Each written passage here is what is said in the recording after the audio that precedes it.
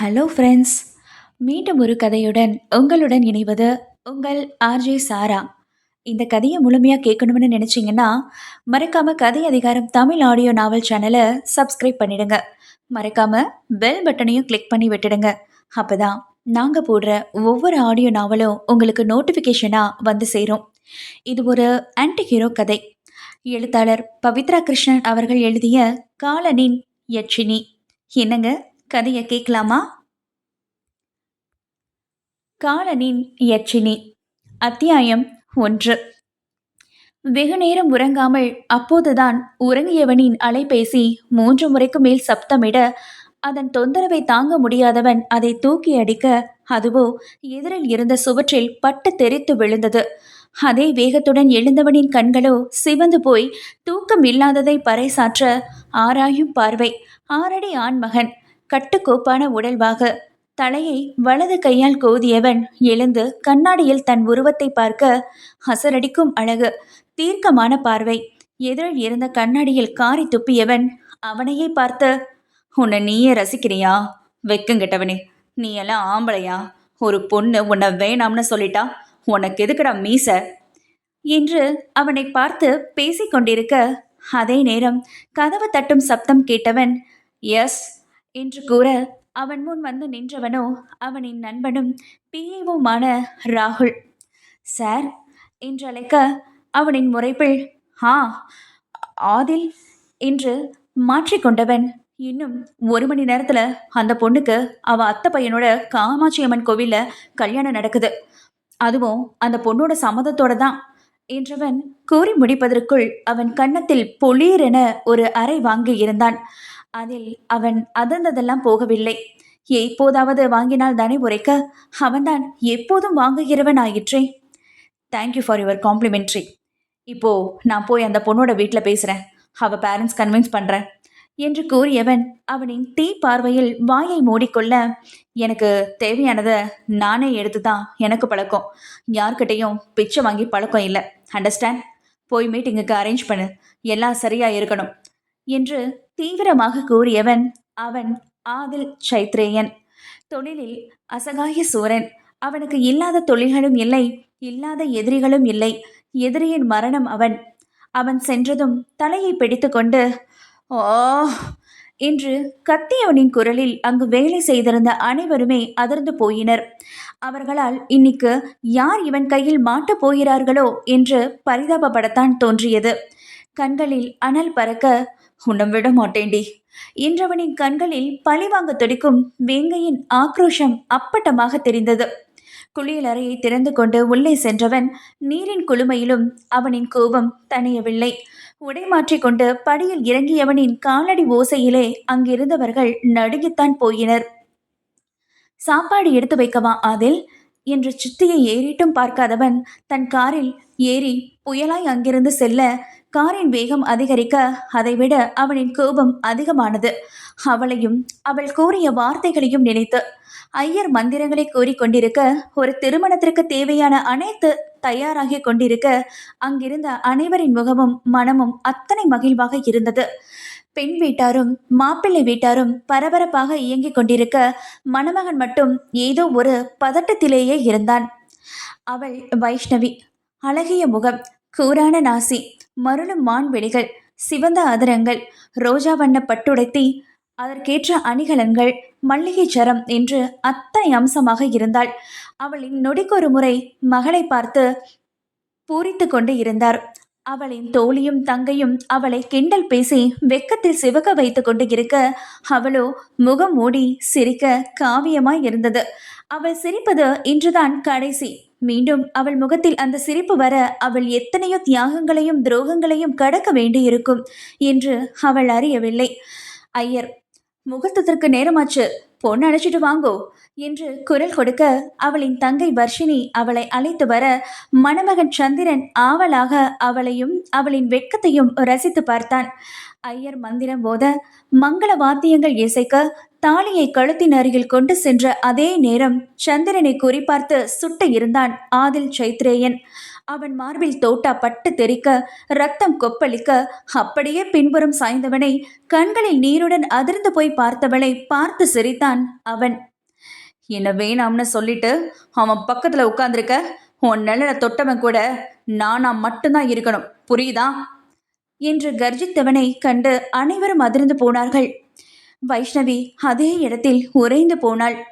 சந்திரனின் தாயோ, நீ எல்லாம் நல்லாவே இருக்க மாட்ட, நாசமா போயிருவ, அநியாயமா என் பிள்ளைய கொன்னுட்டானே என்று அந்த தாய் நெஞ்சில் அடித்து கொண்டு கதற, மேடை ஏறி வந்தவன் காலடியில் கிடந்த பிணத்தை ஓங்கி உதைத்தவன் கண்களில் நீருடன் மருளும் பார்வையுடன் நடந்ததை கிரகித்துக் கொள்ள முடியாமல் மணமேடையில் அமர்ந்திருந்த வைஷ்ணவியை ஏளனமாக பார்த்து சிரித்தவன், என்ன மேடம், கல்யாணம் நடக்காம மணமேடையை விட்டு எழுந்திருக்க மாட்ட போலவே. உன் ஆசை நிராசை ஆக கூடாதுல, இதோ வரேன் என்றவன் மறுநொடியை தாலியை எடுத்து அவளின் கழுத்தில் கட்டி இருந்தான். மகனின் பிணத்தை மடியில் வைத்து கதறி கொண்டிருந்தவளோ, அடி பாவி பாதகத்தி, கூடவே இருந்து கழுத்தறுத்துட்டாலே, நீ எல்லாம் நல்லா இருப்பியா? பாவி, நீங்க நல்லாவே இருக்க மாட்டீங்க, நாசமா போயிருவீங்க, நல்லா இருக்க மாட்டீங்க, பெத்த வயிறு பத்து எரியுதே, ஐயோ என் புள்ள போயிட்டானே, ராசா சந்திரா, ஐயோ ஐயோ என்று தலையில் அடித்து கொண்டு கதறி அழ அங்கிருந்தவர்களுக்கு எல்லாம் அவனை கொன்று புதைக்க ஆத்திரம் வர அவன் கையில் இருந்த துப்பாக்கியை கண்டு பயந்தி ஒதுங்கி நின்றனர்.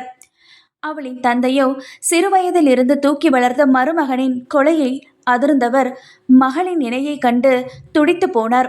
அவளின் தங்கையும் தம்பியும் தாயை பயத்துடன் கட்டிக்கொள்ள எச்சில் விளங்க அவளை பார்த்தவன், நான் தான் உன்னை எனக்கு பிடிக்கலன்னு சொல்லிட்டேனே, அப்புறமும் என்னை இப்படி சித்திரவதை பண்ற? ஐயோ மாமா, அவரை எதுக்காக கொன்ன, கொலகார பாவி என்று அவனை பார்த்து கதறி அழ அவளை பார்வையால் எரித்தவன், நான் நினைக்கிறது மட்டும் இல்லை, பார்க்கறது கூட எனக்கு மட்டும்தான் சொந்தம், அதுக்கு தடையா யார் வந்தாலும் இதான் நிலைமை என்றவன் துப்பாக்கியை பின்னால் சொருகிக் கொண்டு தன் காரில் ஏறி சென்றே விட்டான். கோவிலில் அசால்ட்டாக ஒரு கொலையை செய்து திருமணத்தையும் முடித்துக்கொண்டு இங்கு வந்து பிசினஸ் டீல் பேசிக் கொண்டிருந்தவனை என்ன செய்ய என்று மலைப்பாக பார்த்தான் ராகுல். அவனாலும் ஏதும் செய்ய முடியாதே, நன்றி கடனால் அவன் செய்யும் தவறுகளுக்கு துணை போகும் நிலைமைக்கு தள்ளப்பட்டான். மாலை வரை பிசினஸ் மீட்டிங் செல்ல அதை முடித்தவனோ நேராக வைஷ்ணவியின் வீட்டை நோக்கி வாகனத்தை செலுத்தியவன் தன் அதிகார பலத்தாலும் பணத்தாலும் காலையில் நடந்ததை மூடி மறைத்து விட்டான். அங்கோ தாயின் மடியில் தலை வைத்து படுத்திருந்தவளின் கண்களில் நீர் வழிந்து கொண்டே இருந்தது. அவளின் அத்தை இந்த குடும்பத்தோடு எந்த உறவும் இல்லை என்று சாபம் வழங்கி உறவை முடித்து கொண்டு சென்றுவிட துடித்து போயினர் அவளின் குடும்பத்தார். வைஷ்ணவியின் தந்தை சிதம்பரம், எங்கிருந்து வந்தானோ பாவி, ஒரே நிமிஷத்துல மொத்த வாழ்க்கையையும் முடிச்சுட்டானே, இப்போ எப்படி இருந்திருக்க வேண்டிய வீடு இப்படி கதற வச்சுட்டானே, என் குழந்தையோட வாழ்க்கையே போச்சே என்றுதான் ஆண்மகன் என்பதனையும் மறந்து கதறி அழுக அவளின் குடும்பமே அழுது கொண்டுதான் இருந்தது காலையில் இருந்து.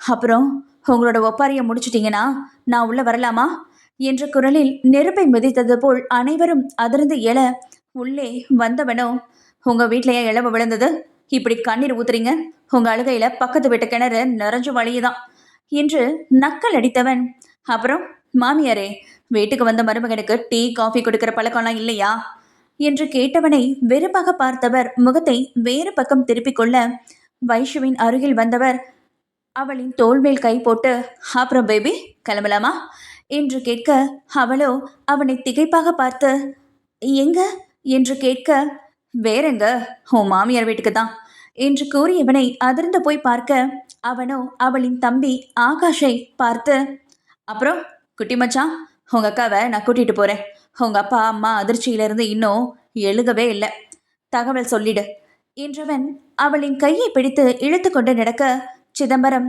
அடே கொலைகாரா, என் பொண்ணை எங்கட கூட்டிட்டு போற, காலையில குடிச்ச ரத்தம் பத்தலையா, என் பொண்ணை விட்டுடு என்று கத்தினார்.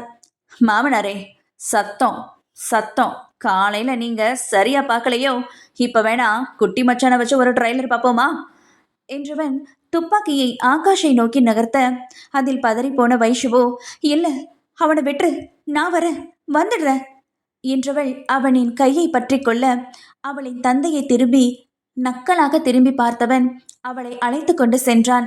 அவளின் தாய் மீனாட்சியோ, இவனுக்கெல்லாம் நல்ல சாவே வராது என்று சாபம் கொடுக்க தேவதைகள் மேலிருந்து ததாஸ்து கூறி சென்றனர். யட்சினி 2. வைஷுவை வேகமாக காரில் தள்ளி கதவை சாத்தியவன் காரை வேகமாக ஓட்டிக்கொண்டே பாடலை ஒலிக்க விட்டவன், நான் பொல்லாதவன், பொய் சொல்லாதவன், நான் பொல்லாதவன், பொய் சொல்லாதவன், என் நெஞ்சத்தில் வஞ்சங்கள் இல்லாதவன், வீண் வம்புக்கும் சண்டைக்கும் செல்லாதவன். ஒருவரை விடாமல் பாடிக்கொண்டே வர வைஷுவோ அவனை பார்த்து பல்லை கடித்தாள். வாயை திறந்து ஏதாவது பேசினால் தன் குடும்பத்தை ஏதாவது செய்து விடுவானோ என்று உள்ளூர நடுங்கி போயிருந்தாள்.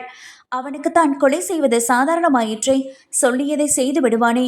அவன் பாட பாட அவனை முறைத்து கொண்டிருந்தவளை பார்த்தவன், என்ன பேபி, என் பாட்டு அவ்வளோ பிடிச்சிருக்கோ, இப்படி கண்கொட்டமா ரசிக்கிற என்றவனை வெட்டவா குத்தவா என்ற ரீதியில் முறைக்க அவனின் வீட்டை நெருங்க நெருங்க அவனின் முகமோ இறுகி இருந்தது. என்னென்ன செய்ய போகிறானோ என்று அச்சத்தில் இருந்தாள். அவர்கள் வரும் முன்னே தகவல் அறிந்து அவனின் சித்தி கோபத்தில் தகித்து கொண்டிருந்தாள். காரில் இருந்து இறங்கியவன் 4 அடி நடந்து செல்ல வைஷு இல்லாததை அறிந்தவன் 2:8 காரை அடைந்தவன் கார் கதவை தட்டியவன், என்ன மேடம், கார்ல இருந்து இறங்கி வர மனசுலையும், ஓ ஒருவேளை தூக்கிட்டு போகணும்னு நினைக்கிறியோ? ஆமால, அதுவும் நல்லாதான் இருக்கும், இதோ வர என்றவன் அவளை தூக்க முற்பட அவன் கைகளை தடுத்தவள் பதறிக்கொண்டு இறங்கிவிட்டாள். இதழ் வளைத்து சிரித்தவன் அவளின் கரங்களை பற்றி இழுத்து கொண்டு வர வாசலிலேயே அவர்களை இடைமறித்தாள் ஆதிலின் சித்தி விமலா. ஆதில், நீ என்ன காரியம் பண்ணிருக்க தெரியுமா? உனக்கு கொஞ்சமாச்சும் அறிவு இருக்கா? நம்ம ஸ்டேட்டஸ் என்ன, இவ ஸ்டேட்டஸ் என்ன? ஒருவேளை சோத்துக்கே நம்ம கிட்ட கையேந்து நிக்கிற அண்ணாடாங்காச்சி, இவளை போய் கல்யாணம் பண்ணிருக்க. இப்போ ரியாவுக்கு என்ன பதில் சொல்ல போற? வளர்ந்துட்ட, அதனால உன்னை கண்ட்ரோல் உன் இஷ்டத்துக்கு விட்டதுக்கு நீ என்ன காரியம் பண்ணி வச்சிருக்க? கொஞ்சமாச்சும் யோசிச்சு பாத்தியா? நாளைக்கு நான் எப்படி எல்லாரும் முன்னாடியும் நடமாடுவேன்? என்ன கேள்வியா கேட்டு தொலைப்பாங்களே, இப்படி ஒரு பொண்ணை கல்யாணம் பண்ண என்ன காரணம்னு நான் என்ன சொல்லுவேன் என்று பேசிக்கொண்டே சென்றவரை அலட்சியமாக பார்த்தான். வைஷ்ணவி அவரின் பேச்சில் கூனி குறுகி போய் நின்றிருந்தாள். அவனோ, யார் நீ? உனக்கு எதுக்கு நான் பதில் சொல்லணும்? ஸ்டேட்டஸை பற்றி பேசுறதுக்கு ஒரு தகுதி வேணும். நல்லா டீசெண்டாக ட்ரெஸ் பண்ணி காஸ்ட்லியாக நகை போட்டா நீ பணக்காரியா? 20 வருஷத்துக்கு முன்னாடி எங்கள் அப்பாவுக்கு பிஏ வேலை பார்த்து அவரை ஏமாற்றி இந்த வீட்டுக்கு வந்த நீ எல்லாம் நான் தாலி கட்டி கூட்டிட்டு வந்த ஒய்ஃபை பற்றி பேச தகுதியே இல்லை, புரிஞ்சதா? பிளட்டி, இதான் உனக்கு கடைசி முறை நீ என்கிட்ட நேருக்கு நேராக பேசுறது. இனி ஒரு முறை என் லைனில் நீ கிராஸ் ஆன நாயை சுடுற மாதிரி சுட்டு நடுத்தருவில் வீசிடுவேன் என்றவன் கண்களில் தெரிந்த உறுதியில் ஆடி போனார் அவர். அவளுக்கோ இவனா பேசினான் என்று நினைக்க, ஒருவேளை மாறிவிட்டானா, தனக்காகத்தான் அவன் கெட்டவனானானோ என்று நினைக்க அவளுக்கு தெரியவில்லை அவன் கேடு கெட்டவன் என்று. கால்கள் தானாக விலகி அவனுக்கு வழிவிட மனைவியை அழைத்து கொண்டு உள்ளே நுழைய, ஐயா ஒரு நிமிஷம் என்ற குரலில் நிமிர்ந்தவன் வேலைக்காரியை முறைக்க அவளோ தலை குனிந்தபடியே, ஐயா பெரியம்மா உங்களுக்கும் சின்னம்மாவுக்கும் ஆரத்தி எடுக்க சொன்னாங்க என்று பவ்யமாக கூற, அதை கேட்டவன் முகம் இறுகி போக வைஷுவை திரும்பி ஏளனமாக பார்த்தவன், என்ன சொன்ன, மறுபடியும் சொல்லு என்று வேலைக்காரியை அதட்ட அவளும் பயந்து நடுங்கியவள், ஐயா ஆரத்தி என்று கூற, இல்லை அதுக்கு முன்னாடி என்று வார்த்தைகளை கடித்து துப்ப, அது அது வந்து உங்களுக்கும் சின்னம்மாவுக்கும் என்று திக்கி திணறி கூற, அவள் கூறியதில் வாய்விட்டு சத்தமாக சிரிக்க அங்கு கிட்டத்தட்ட 10 பேருக்கும் மேல் இருப்பார்கள் வேலைக்காரர்கள். அவர்கள் அனைவருமே இப்போ எதுக்கு இவர் இப்படி சிரிக்கிறாரு என்பது போல பார்க்க, விமலாவுமே அங்கு நடப்பதை பார்த்து கொண்டு இருக்க அவருக்கோ பைத்தியமாயிட்டானா இவன் என்றுதான் தோன்றியது. இவ ஒன்றும் உங்களுக்கு சின்னமா கிடையாது, எல்லாரும் கேட்டுக்கோங்க. இதோ இவளும் என்னையிலிருந்து உங்களில் ஒருத்தி தான், புரியுதா? அதாவது வேலைக்காரி, என்னோட வேலைக்காரி என்று ஒவ்வொரு வார்த்தைகளுக்கும் அழுத்தம் கொடுத்து கூற வைஷு அதிர்ந்து போனாள். அப்புறம் இன்னொரு விஷயம் சொல்கிறேன், உங்கள் எல்லாருக்கும் ஒரு விஷயம். நீங்கள் எல்லாரும் இனிமே இங்கே வேலைக்கு வர வேணாம். எல்லாரும் நாளையிலேருந்து ஃபேக்டரியில் தான் வேலை. ஏன் சொல்கிறேன்னா, இங்கே நான் ஒரு புது வேலைக்காரியாக அப்பாயின்மெண்ட் பண்ணியாச்சு. அதனால் உங்கள் யாருக்கும் இங்கே வெட்டி சம்பளம் தர நான் விரும்பலை. அண்டர்ஸ்டாண்ட்? கிளம்புங்க எல்லாரும், பட்டாமாவை தவிர என்றவன் கூற, அனைவரும் அவளை பாவமாக பார்த்துவிட்டு செல்ல விமலாவுக்கோ சுவாரஸ்யம் அதிகமானது. வைஷ்ணவி கண்களில் வலியும் நீருடன் அவனையே பார்த்திருக்க அவளை இகழ்ச்சியாக பார்த்தவன், இன்னும் 5 நிமிஷத்துல எனக்கு காஃபி எடுத்துட்டு ரூமுக்கு வரணும், புரியுதா?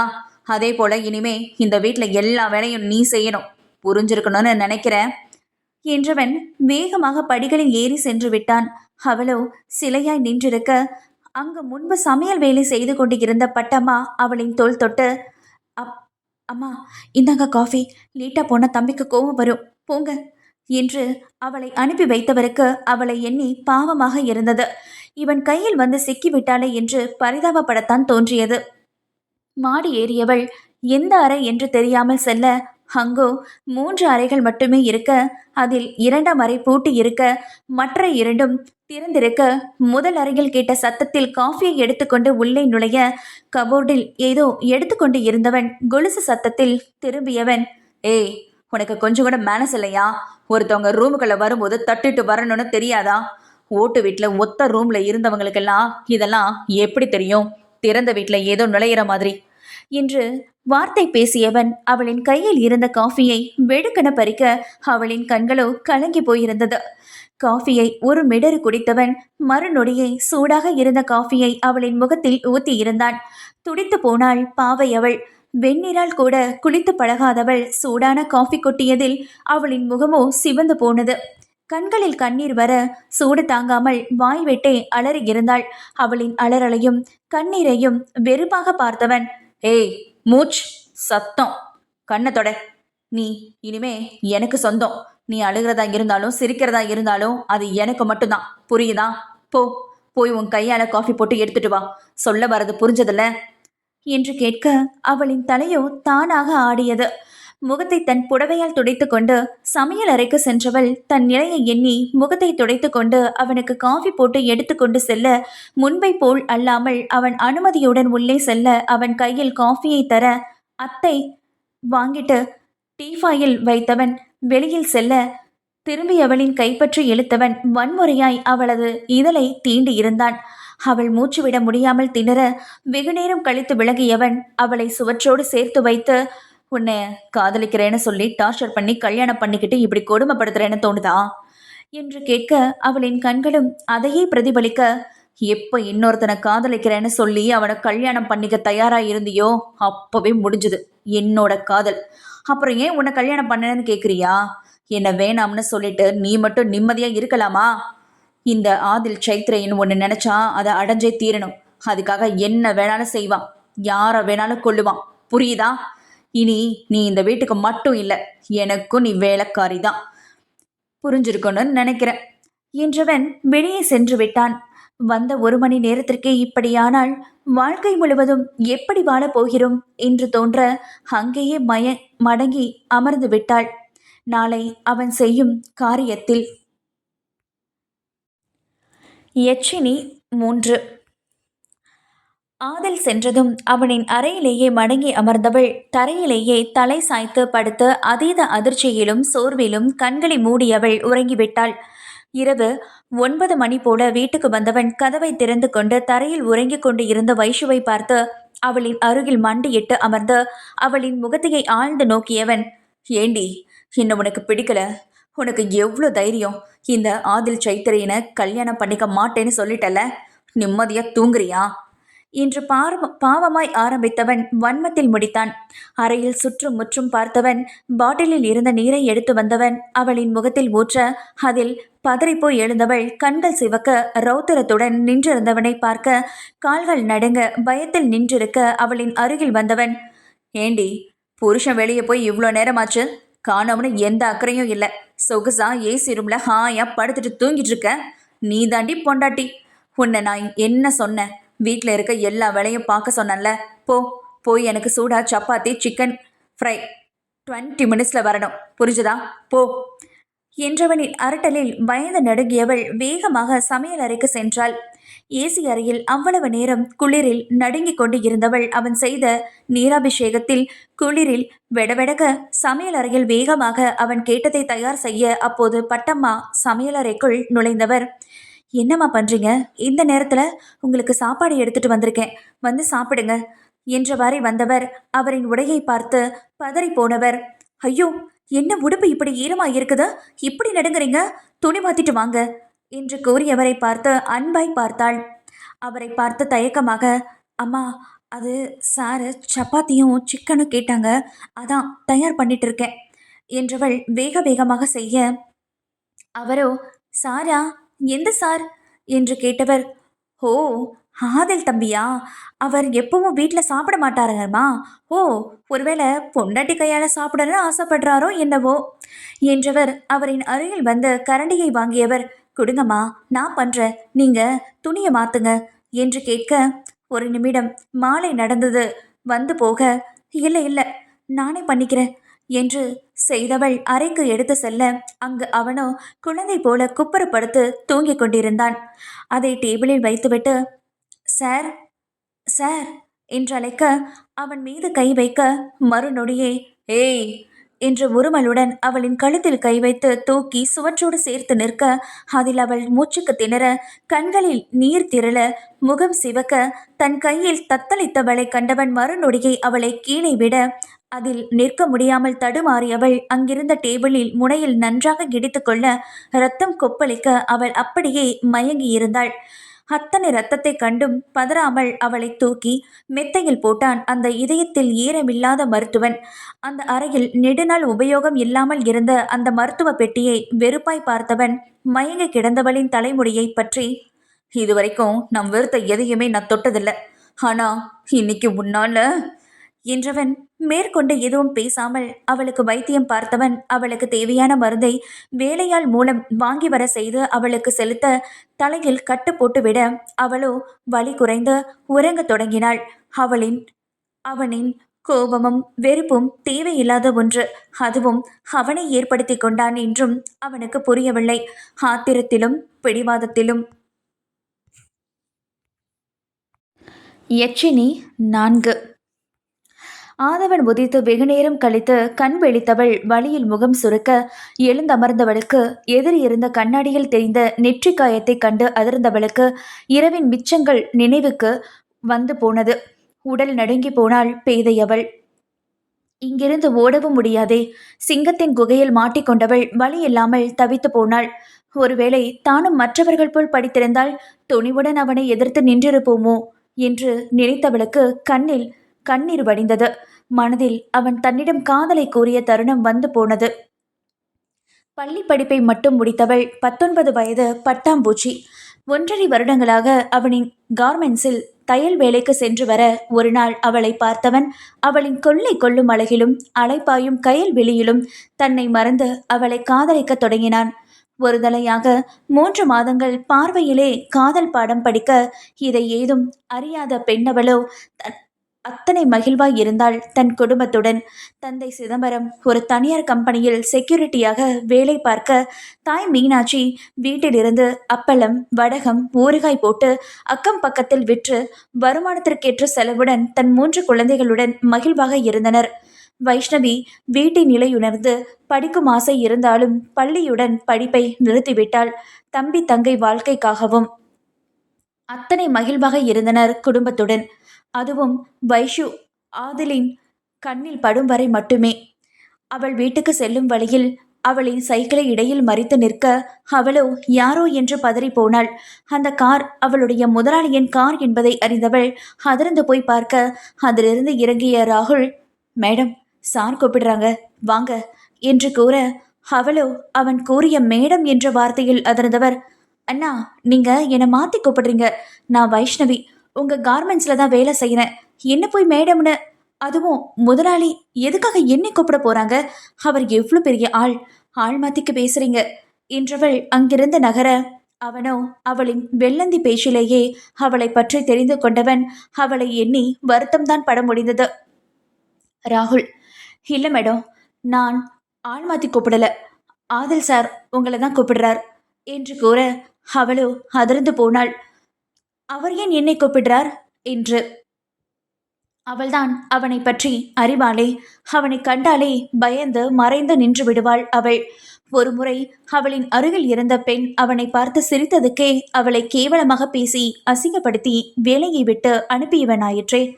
காரின் அருகில் நடந்து வருவதற்குள் அவள் உடல் நடுங்க தொடங்கி இருந்தது. அவள் காரின் அருகில் வந்ததும் அவளின் கையை பற்றி காருக்குள் இழுத்திருந்தான் அவன். காருக்குள் வந்தவள் அவன் மீதே விழ அவளோ அதிர்ந்து போய் பயத்தில் கண்ணீர் வர அவனின் பிடியில் இருந்து வெளியே வர துடிக்க அவனுக்கோ அவளின் மறுப்புகள் எல்லாம் சிரிப்பை வரவழைக்க அவளை அமைதியாக்க வேறு வழி இல்லாமல் அவளின் இதழை சிறை பிடிக்க முதலில் அவளை அடக்க அப்படி நடந்து கொண்டவன் விரும்பியே அவளின் இதழில் கவி பாடியவன் அவளை விடும்போது அவள் மயங்கி இருந்தாள். அவள் மயக்கமானதை பார்த்தவன், ஹேய் நவி பேபி என்றவன் அவளின் கன்னத்தில் தட்டி அவளை விழிக்க செய்ய அவளோ பயந்து போனவளாய் காரிலிருந்து இறங்க போனவள், ஏய் அவனின் சத்தத்தில் அதிர்ந்து திரும்பி பார்க்க அவனோ, நான் உனக்கு போக சொல்லி அனுமதி தரவே இல்லையே, எதுக்காக போற என்று கடுமையாக கேட்க அவளோ, எனக்கு பயமா இருக்கு, நான் போறேன் என்று திரும்ப அவனோ, நான் ஒன்னும் உனக்கு கடிச்சு தின்னிட போறதில்ல, I want you, I love you என்றவன் அவளின் புருவம் உயர்த்துதலில், நீ என்னை கல்யாணம் பண்ணிக்கணும், புரியுதா நான் சொல்றது என்று கூற அவளோ, இதெல்லாம் தப்பு, என்னை விட்டுடுங்க, அடுத்த மாதம் எனக்கும் சந்திரன் மாமாவுக்கும் கல்யாணம், இப்போ நீங்கள் இப்படி போய் அசிங்கமாக பண்ணுறது எனக்கு அருவெறுப்பாக இருக்கு, உங்களை எனக்கு பிடிக்கல, சி என்றவள் வேகமாக காரை விட்டு இறங்கியவள் அவளின் சைக்கிளை எடுத்துக்கொண்டு சென்றவளுக்கு அவன் நடந்து கொண்டது பிடிக்கவில்லை. அவனை வாயில் வந்தபடி திட்டியவாறே வீட்டிற்கு வந்தவளுக்கு மனமே ஆறவில்லை. அவனோ தன்னை அடைய துடிக்கும் பெண்களின் மத்தியில்தான் இவ்வளவு இறங்கியும் தன்னை மதிக்காமல் செல்கிறாள் என்று கோபம் கொண்டவன், உன்னை எப்படி எனக்கு சொந்தமாக்கிக்கணும்னு எனக்கு தெரியும்டி, என்னை பார்த்தா உனக்கு அசிங்கமா இருக்கா, இனிமே இந்த அசிங்கத்தோட தான் வாழணும், வாழ்ந்தாகணும் என்றவனின் விழிகளில் காதலை தாண்டிய வன்மம் மட்டுமே தெரிந்தது. பதட்டத்துடன் வீட்டுக்கு வந்தவள் தன் பக்கத்து வீட்டு தோழியான அன்று ஆதலிடம் அடி வாங்கியவளிடம், இவர் எதுக்காக இப்படி செஞ்சாரு சாரு, லவ் பண்றதா இருந்தா அதை மட்டும் சொல்ல வேண்டியது தானே, நானே வீட்டில் அப்பா கிட்ட சொல்லுவேன் தானே என்று கேட்க அவளோ, அப்பா கிட்ட சொல்லுவியா, அப்போ உனக்கு அவரை பிடிச்சிருக்கா என்று கேட்க, அச்சோ அதெல்லாம் இல்லை, அவரை பார்க்கும்போது ஒரு மாதிரியா இருக்கு, ஹார்ட்டை வேகமாக துடிக்கிற மாதிரி இருக்கு என்று கூறியவளிடம், இந்த விஷயத்த யார்கிட்டையும் சொல்லாத, முக்கியமா அந்த ஆதல் கிட்ட, அவனை மாதிரி ஒரு மோசமானவன் யாரும் இல்லை, நான் பார்த்ததுக்கு என்கிட்ட எவ்வளோ மோசமாக நடந்துக்கிட்டான் பார்த்தல்ல, அவனாதான் பொண்ணுங்களை தேடி போவான், பொண்ணுங்க அவனை பார்த்தா அவனுக்கு பிடிக்காது, அசிங்கப்படுத்தி வெற்றுவான் என்று அவளின் மனதை குழப்பி அனுப்பி வைத்தவளின் கண்களில் அத்தனை வன்மம். நான் அன்னைக்கு பார்த்ததுக்கு என்னை எவ்வளோ அசிங்கப்படுத்தி அவமானப்படுத்தின, இப்போ இவளை நீ லவ் பண்றியா, அது நடக்காது, நடக்கவும் விட மாட்டேன் என்றவள் இந்த விஷயத்தை வைஷுவின் அத்தையிடம் அரைகுறையாக கூறி பெண் கேட்டு வர வைத்து திருமணத்திற்கு ஏற்பாடு செய்ய பெற்றோரின் விருப்பத்திற்கு இணங்க பெண்ணவளும் சம்மதிக்க அதன்பின் நடந்ததுதான் அத்தனையும். கண்களில் வழிந்த நீரை துடைத்து கொண்டவள் தன்னை சுத்தப்படுத்தி கொண்டு வந்தவள் அவனுடன் வரும்போது தனக்கான உடைகள் எடுத்து வரவில்லை என்று நினைவுக்கு வர என்ன செய்வது என்று தெரியாமல் தவித்தவளின் விழிகளில் அங்கிருந்த டேபிளில் உடைகள் அடுக்கப்பட்டிருந்தது. புருவம் சுருக்கியவள் எழுந்து வந்து பார்க்க அவளின் அளவிலேயே அனைத்தும் இருந்தது.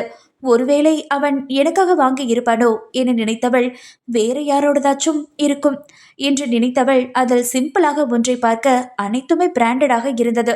அதில் ஒன்றை எடுத்துக்கொண்டவள் குளித்து உடைமாற்றி வெளியே வர நெற்றியில் இருந்த அவளின் காயத்தை கண்ட பட்டம்மா பதறி போக அவளோ டேபிளில் இடித்து மயங்கி விட்டதாக கூற, பட்டம்மா அப்போ உங்களுக்கு ஆதல் தம்பி தான் வைத்தியம் பார்த்தாரா, நிஜமாவா, நீங்க வெளியே வரல, அப்போ தம்பி தான் என்றவருக்கு பேச்சே வரவில்லை. அத்தனை ஆனந்தம் அவருக்கு. வைஷு கண்களை சுருக்கி அவரை பார்த்து, நீங்க சொல்றது எனக்கு புரியல, நிச்சயம் ஹாஸ்பிட்டல் போயிருப்பாங்கம்மா, தையல் போட்டிருக்கேன்னு நினைக்கிறேன், ரொம்ப வலிக்குது முகத்தை வழியில் சுருக்கியவாறு கூற அவரோ கண்களை துடைத்து கொண்டு, ஆதல் தம்பி டாக்டர்மா, அவருக்கு பிடிச்சு போய் தான் அந்த படிப்பை கையில் எடுத்தாரு, ஆனா 5 வருஷத்துக்கு முன்னாடி நடந்த அந்த கசப்பான விஷயத்தால அவர் அதை வெறுத்துட்டாரு. இப்போ உங்களுக்காக அவருக்கு பிடிக்காத விஷயத்தை செஞ்சிருக்காருன்னா நீங்க அவருக்கு எவ்வளவு முக்கியம்னு தெரிஞ்சுக்கோங்க என்று அவர் பேசும்போதே மாடி அறையில் பொருட்கள் உடையும் சத்தமும் யாரோ கத்தும் சத்தமும் கேட்க அதிர்ந்து போய் திரும்ப அந்த அறையில் சத்தம் அதிகமாக வைஷு அதிர்ந்து போய் பட்டம்மாவை பார்த்தவர் அங்கே செல்ல போக அவரோ கைப்பிடித்து தடுத்தவர், அம்மா வேணா அங்க போகாதீங்க என்று கூற மேலும் சத்தம் அதிகமாக அவரின் கையை உதறியவள் அங்கே ஓடிச் செல்ல முன்பு பூட்டியிருந்த அந்த அறை திறந்திருக்க அவள் உள்ளே கண்ட காட்சியில் உடல் அதிர்ந்து போனாள். யட்சினி 5. அந்த அறைக்குள் கைகளும் கால்களும் சங்கிலியால் கட்டப்பட்ட நிலையில் 45 வயதிற்கும் அந்த பெண்மணிக்கு அவரை முடியை பிடித்து இழுத்து கைக்குள் வைத்துக்கொண்டு ஒரு கையால் மருந்தை வாய்க்குள் ஊற்றிக்கொண்டு, சோறு வேணுமா உனக்கு, அது ஒண்ணுதான் குறைச்சல் என்றவள் அவரின் முடியை பற்றி இழுக்க, அவரோ வழியில் முகத்தை சுருக்கி அதை குடிக்காமல் தட்டிவிட முயற்சிக்க, விமலாவின் பிடியில் தலை வலிக்க அவரின் கண்களில் கண்ணீர். வைஷ்ணவி பதறி போனவள் ஓடிச் சென்று விமலாவின் கைகளை தட்டிவிட்டு அவளின் கைகளில் இருந்த மூடியை இழுத்துவிட்டு விமலாவை தள்ளிவிட்டவள் அங்கே இருந்தவளைக் கண்டு அதிர்ந்து கண்களில் கண்ணீர் பெருக்கெடுக்க, அத்த என்றவளுக்கு மகிழ்ச்சியில் பேச்சே வரவில்லை. விமலா வைஷுவின் செயலில் அதிர்ச்சியானவள் அவளின் கன்னத்தில் ஓங்கி அறைந்து, ஏண்டி, உனக்கு எவ்வளோ தைரியம் இருந்தா நீ என் மேலேயே கை வைப்ப? ஆஃப்டரால் வேலைக்காரன் நாய், உனக்கு அவ்வளோ தைரியமா? என்னையவே தள்ளி விடுற? உன்னை சும்மா விட மாட்டேண்டி என்றவள் அருகே வர, வைஷுவோ அவளின் பேச்சில் அதிர்ந்தவள், என்னை என்ன உன்ன மாதிரி பணத்துக்காக ஓடிட்டு வந்தவன்னு நினைச்சியா? முறைப்படி தாலி கட்டி இந்த வீட்டுக்குள்ள வந்திருக்கேன். இப்போ யார் வேலைக்காரன்னு உனக்கே தெரிஞ்சிருக்கும். மேற்கொண்டு நான் எதுவும் செய்யறதுக்கு முன்னாடி நீயா போயிரு என்றவள் பார்வையில் அதிர்ந்தவள் அங்கிருந்து வேகமாக சென்று விட்டாள். கண்களில் கண்ணீர் வலிய அவரை பார்த்தவள் அவரின் அருகில் சென்று மண்டியிட்டு அமர, அவரோ போ போயிடு, எனக்கு எனக்கு எனக்கு எதுவும் வேண்டாம், பசிக்கல, சோறு இனிமே கேட்க மாட்டேன், என்ன அடி அடி அடி அடிக்காத, வலிக்குது என்று திக்கி திணறி கண்ணீர் வலிய கூற அவளால் கண்ணீரை கட்டுப்படுத்தவே முடியவில்லை. அவரை அணைத்து கொண்டவள், நான் உங்களை அடிக்க மாட்டாத, நீங்க இப்படி என்றவளால் எதுவும் பேச முடியாமல் எழுந்தவள் அறையை சுற்றி பார்க்க ஒட்டடை தூசி தும்புமாய் இருந்தது. அவரின் உடம்பில் சுற்றியும் இருந்த சங்கிலியை கலட்ட போக அவரு பயந்து நடுங்க அவரின் அருகில் அமர்ந்தவள் அவரின் முகம் பற்றி, உங்களுக்கு என்ன ஞாபகம் இருக்கா அத்த? நீங்க என்னை பார்த்து பயப்படாதீங்க, நான் இதோ சங்கிலியால கல்லட்டுறேன், உங்களை குளிக்க வச்சு வேறு ட்ரெஸ் போட்டு சாப்பிட போகலாம், சரியா? நான் உங்களை நல்லா பார்த்துக்குவேன். என்னை பார்த்தா உங்களுக்கு பயமா இருக்கா, அடிக்கிற மாதிரி தெரியுதா என்று கேட்க, அவரோ அவள் பேசுவது புரிந்தும் புரியாமலும் தடையாட்ட அவரை கண்ணீர் மல்க பார்த்தவள் அவரின் கழுத்தில் கைகளில் இருந்ததை கலட்டி எடுத்தவள் அந்த அறைக்குள் இருந்தவரை வெளியே அழைத்து வர, ஹாலில் அமர்ந்து இருந்த ஆதில், ராகுல், பட்டம்மா, விமலா, அங்கிருந்த மற்ற வேலையாட்கள் முதல் நாள் வர வேண்டாம் என்று அவளை பயமுறுத்த மட்டுமே கூறினான். அனைவரும் அதிர்ந்து போய் பார்க்க அதில் எழுந்தே விட்டான். அவனின் நிலையை கூற முடியாது, முழுவதும் உடைந்தே போய்விட்டான். அவனின் இதழ்கள் அம்மா என்று உச்சரித்தது. அவர் ஆதில் சைத்ரேனியனின் தாய் நந்தினி. முழுதாய் 5 வருடங்களுக்கு பின் பெற்ற தாயை பார்க்கிறான். மடிப்பு களையாத பட்டுச் சேலை, தங்க நகைகள், சிறிதும் களையாத தலை, இடுப்பில் சாவி கொத்து என்றும் வளம் வந்தவர். நிறம் மங்கிய 5-6 கிளிசல்கள் அந்த சேலையில். கண்ணமெல்லாம் கன்றி போய் தலைமுடியெல்லாம் ஆங்காங்கே சடை போல் ஒட்டி ஒன்று அறியாத குழந்தை போல வைஷுவின் கைகளை பயத்துடன் பிடித்துக்கொண்டு தன் தாயை இந்த நிலையில் பார்த்தவன் உயிரோடு மறித்தே போனான். அனைவரையும் அள வைத்து துடிக்க வைக்கும் ஒருவன். அவன் கலங்குவது ராகுலுக்கே அதிர்ச்சிதான். அம்மா என்றவன் வேகமாக அவரின் அருகில் ஓடி செல்ல அவரோ பயந்து போய் வைஷுவின் பின்னால் நின்று கொண்டார். செல்லம்மா, பயமா இருக்கு, போக சொல்லு, இவன் என்னை அடிச்சிருவான் என்று திக்கி கூறியவரை கண்டவன் இங்கேயே இறந்தால் கூட போதும் என்று தவித்து போய் நின்றான் அவன். வைஷ்ணவி அவரை திரும்பி பார்த்தவள் அவரின் செல்லம்மா என்ற விழிப்பில் நெகிழ்ந்துதான் போனாள். அவரின் கையை ஆதரவாக பிடித்தவள் ஆதிலை ஒரு பார்வை பார்த்தவள், அனைவரையும் ஆட்டி படைக்கும் கர்வம் கொண்ட உன்னால் உன் தாயையே பார்த்து கொள்ள முடியவில்லை, இவ்வளவுதானா நீ என்று இருக்க அவளின் பார்வையை சந்திக்க முடியாமல் தலைகுனிந்து கொண்டான். அவள் நந்தினியை அவர்களின் அறைக்குள் அழைத்து செல்ல ஆதிலின் கண்கள் தானாக விமலாவை சுட்டு பொசுக்க அவனின் பார்வை சீற்றத்தை தாங்க முடியாதவள் தலைகுனிய அவனின் கால்கள் தாய் இருந்த அறைக்குள் செல்ல உச்சபட்ச அதிர்ச்சி. அவனின் வேலையாட்கள் கூட இதைவிட நேர்த்தியான அறையில்தான் உள்ளனர். அந்த அறை அவ்வளவு மோசமானதாக இருந்தது. தன்னை நினைத்தே அவனுக்கு அசிங்கமாக இருந்தது. 5 வருடங்களுக்கு முன் நடந்த கசப்பான சம்பவத்தால் அவன் அன்னையின் மனநிலை தடுமாறிட யாரையும் பக்கத்திலேயே விடுவது இல்லை. விமலா மட்டுமே சென்று வருவாள், நான் பார்த்துக் கொள்கிறேன் என்று கூற அவளின் மேல் 1000 கோபம் இருந்தாலும் தன் தாயை பார்த்துக் கொள்கிறாள் என்ற காரணத்துக்காகவே அவளை கண்டு கொள்ளாமல் இருந்தான். அவன் இருக்கும்போது எந்த சத்தமும் இருக்காது. அம்மாவுக்கு அது வேணும், இது வாங்கணும் என்று கூறியே அவனிடம் பல லட்சங்களை கறந்திருந்தாள். தன்னால் தன்னால் தான் தந்தை இறந்தார் என்ற குற்ற உணர்வில் இருந்தவன் தாயின் முன் செல்ல தயங்க விமலா பார்த்து கொண்டதால் அமைதியாக இருந்தான். தன் தாய் தன் வீட்டிலேயே அத்தனை கொடுமைகளை அனுபவித்திருக்கிறார் என்று நினைத்தவனுக்கு அவரின் கன்னங்களில் இருந்த காயம் நினைவுக்கு வர மறுநொடி ருத்ரமூர்த்தியாய் விமலாவின் முன் நின்றான். அவளோ சிங்கத்தின் முன் மாட்டிய சிறு முயலாய் நடுங்கி போய் இருக்க தன் ஒட்டு மொத்த பலத்தையும் ஒன்று திரட்டி அவளின் கன்னங்களில் அறைய அடுத்த நொடி தரையில் விழுந்திருந்தாள் அவள். ஏய், எழுந்திரு என்ற அவளின் கர்ஜனையில் அங்கிருந்த அனைவருமே நடுநடுங்கி போயினர். அவளின் தலைமுடியை கொத்தாக பற்றி இழுத்தவன், உனக்கு எவ்வளோ தைரியம் இருந்தா நீ இப்படி ஒரு வேலையை பார்த்திருப்ப, அதுவும் நான் இந்த வீட்டில் இருக்கும்போதே உன்ன என்றவனை இடைமறித்தவள், வேணா ஆதி, விற்று, நான் உனக்கு அம்மா மாதிரி என்று கூற அதில் மேலும் ஆத்திரமானவன், அம்மாவா? அதுக்கு அர்த்தம் தெரியுமா உனக்கு? நீ காசுக்கு வந்தவ, நீயும் எங்க அம்மாவும் ஒன்னா என்றவனின் வார்த்தைகளை மேற்கொண்டு கேட்க முடியாமல் அனைவரும் காதை மூடிக்கொள்ள விமலாவுக்கோ அது எதுவுமே உரைக்காமல் இவன் என்ன செய்வானோ என்ற பயத்தில் இருக்க, இப்ப சொல்றேன் கேட்டுக்கோ. இதோ இந்த பொம்பளைக்கு இனிமே ஒருவேளை மட்டும்தான் சாப்பாடு தரணும், அதுவும் ஒருவேளை மட்டும் பழைய சாதம், புரிஞ்சதா என்றவனுக்கு அங்கிருந்த அனைத்து தலைகளும் ஆட, வீரா அந்த ரூம்ல இருந்து சங்கிலியையும் ஸ்டூலையும் எடுத்துட்டு வா என்று சத்தமிட விமலாவுக்கோ சப்த நாடியும் ஒடுங்கி போனது. சமையல் கட்டுக்கு அருகில் இருந்த ஸ்டோர் ரூமுக்கு இழுத்து சென்றவன் வேலையால் கொண்டு வந்த நாற்காலியில் அவளை தள்ளி கை கால்களை சங்கிலியால் பிணைத்து கழுத்திலும் மாட்டிவிட்டவன் முன் அவளின் மறுப்புகள் ஈடுபடாமல் போனது. ஆதில், வேணா, விற்று, உங்க அம்மாவை சமாளிக்க முடியாம தான் நான் அப்படியெல்லாம் செஞ்சேன், நான் செஞ்சதுக்கு இது பெரிய தண்டனை என்றவள் முடிக்கும் முன்பே துப்பாக்கியை அவளின் தலையில் வைத்திருந்தான். நீ செஞ்ச பாவத்துக்கும் நம்பிக்கை துரோகத்துக்கும் என்னைக்கோ இதை செஞ்சிருப்ப. எங்க அம்மாவுக்கு நான் செஞ்ச சத்தியத்துக்காகவும் ஆரவுக்காகவும் மட்டும்தான் அதை செய்யாம இருக்கேன், ஆனா எப்பவும் அப்படி இருக்க மாட்டேன் என்றவன் அவளை மேலும் பேச விடாமல் வாயில் பிளாஸ்டர் போட்டு கதவை மூடி சென்று விட்டான். ஹாலில் உள்ள சோஃபாவில் வந்து அமர்ந்தவன் குற்ற உணர்வில் தவித்து போனான்.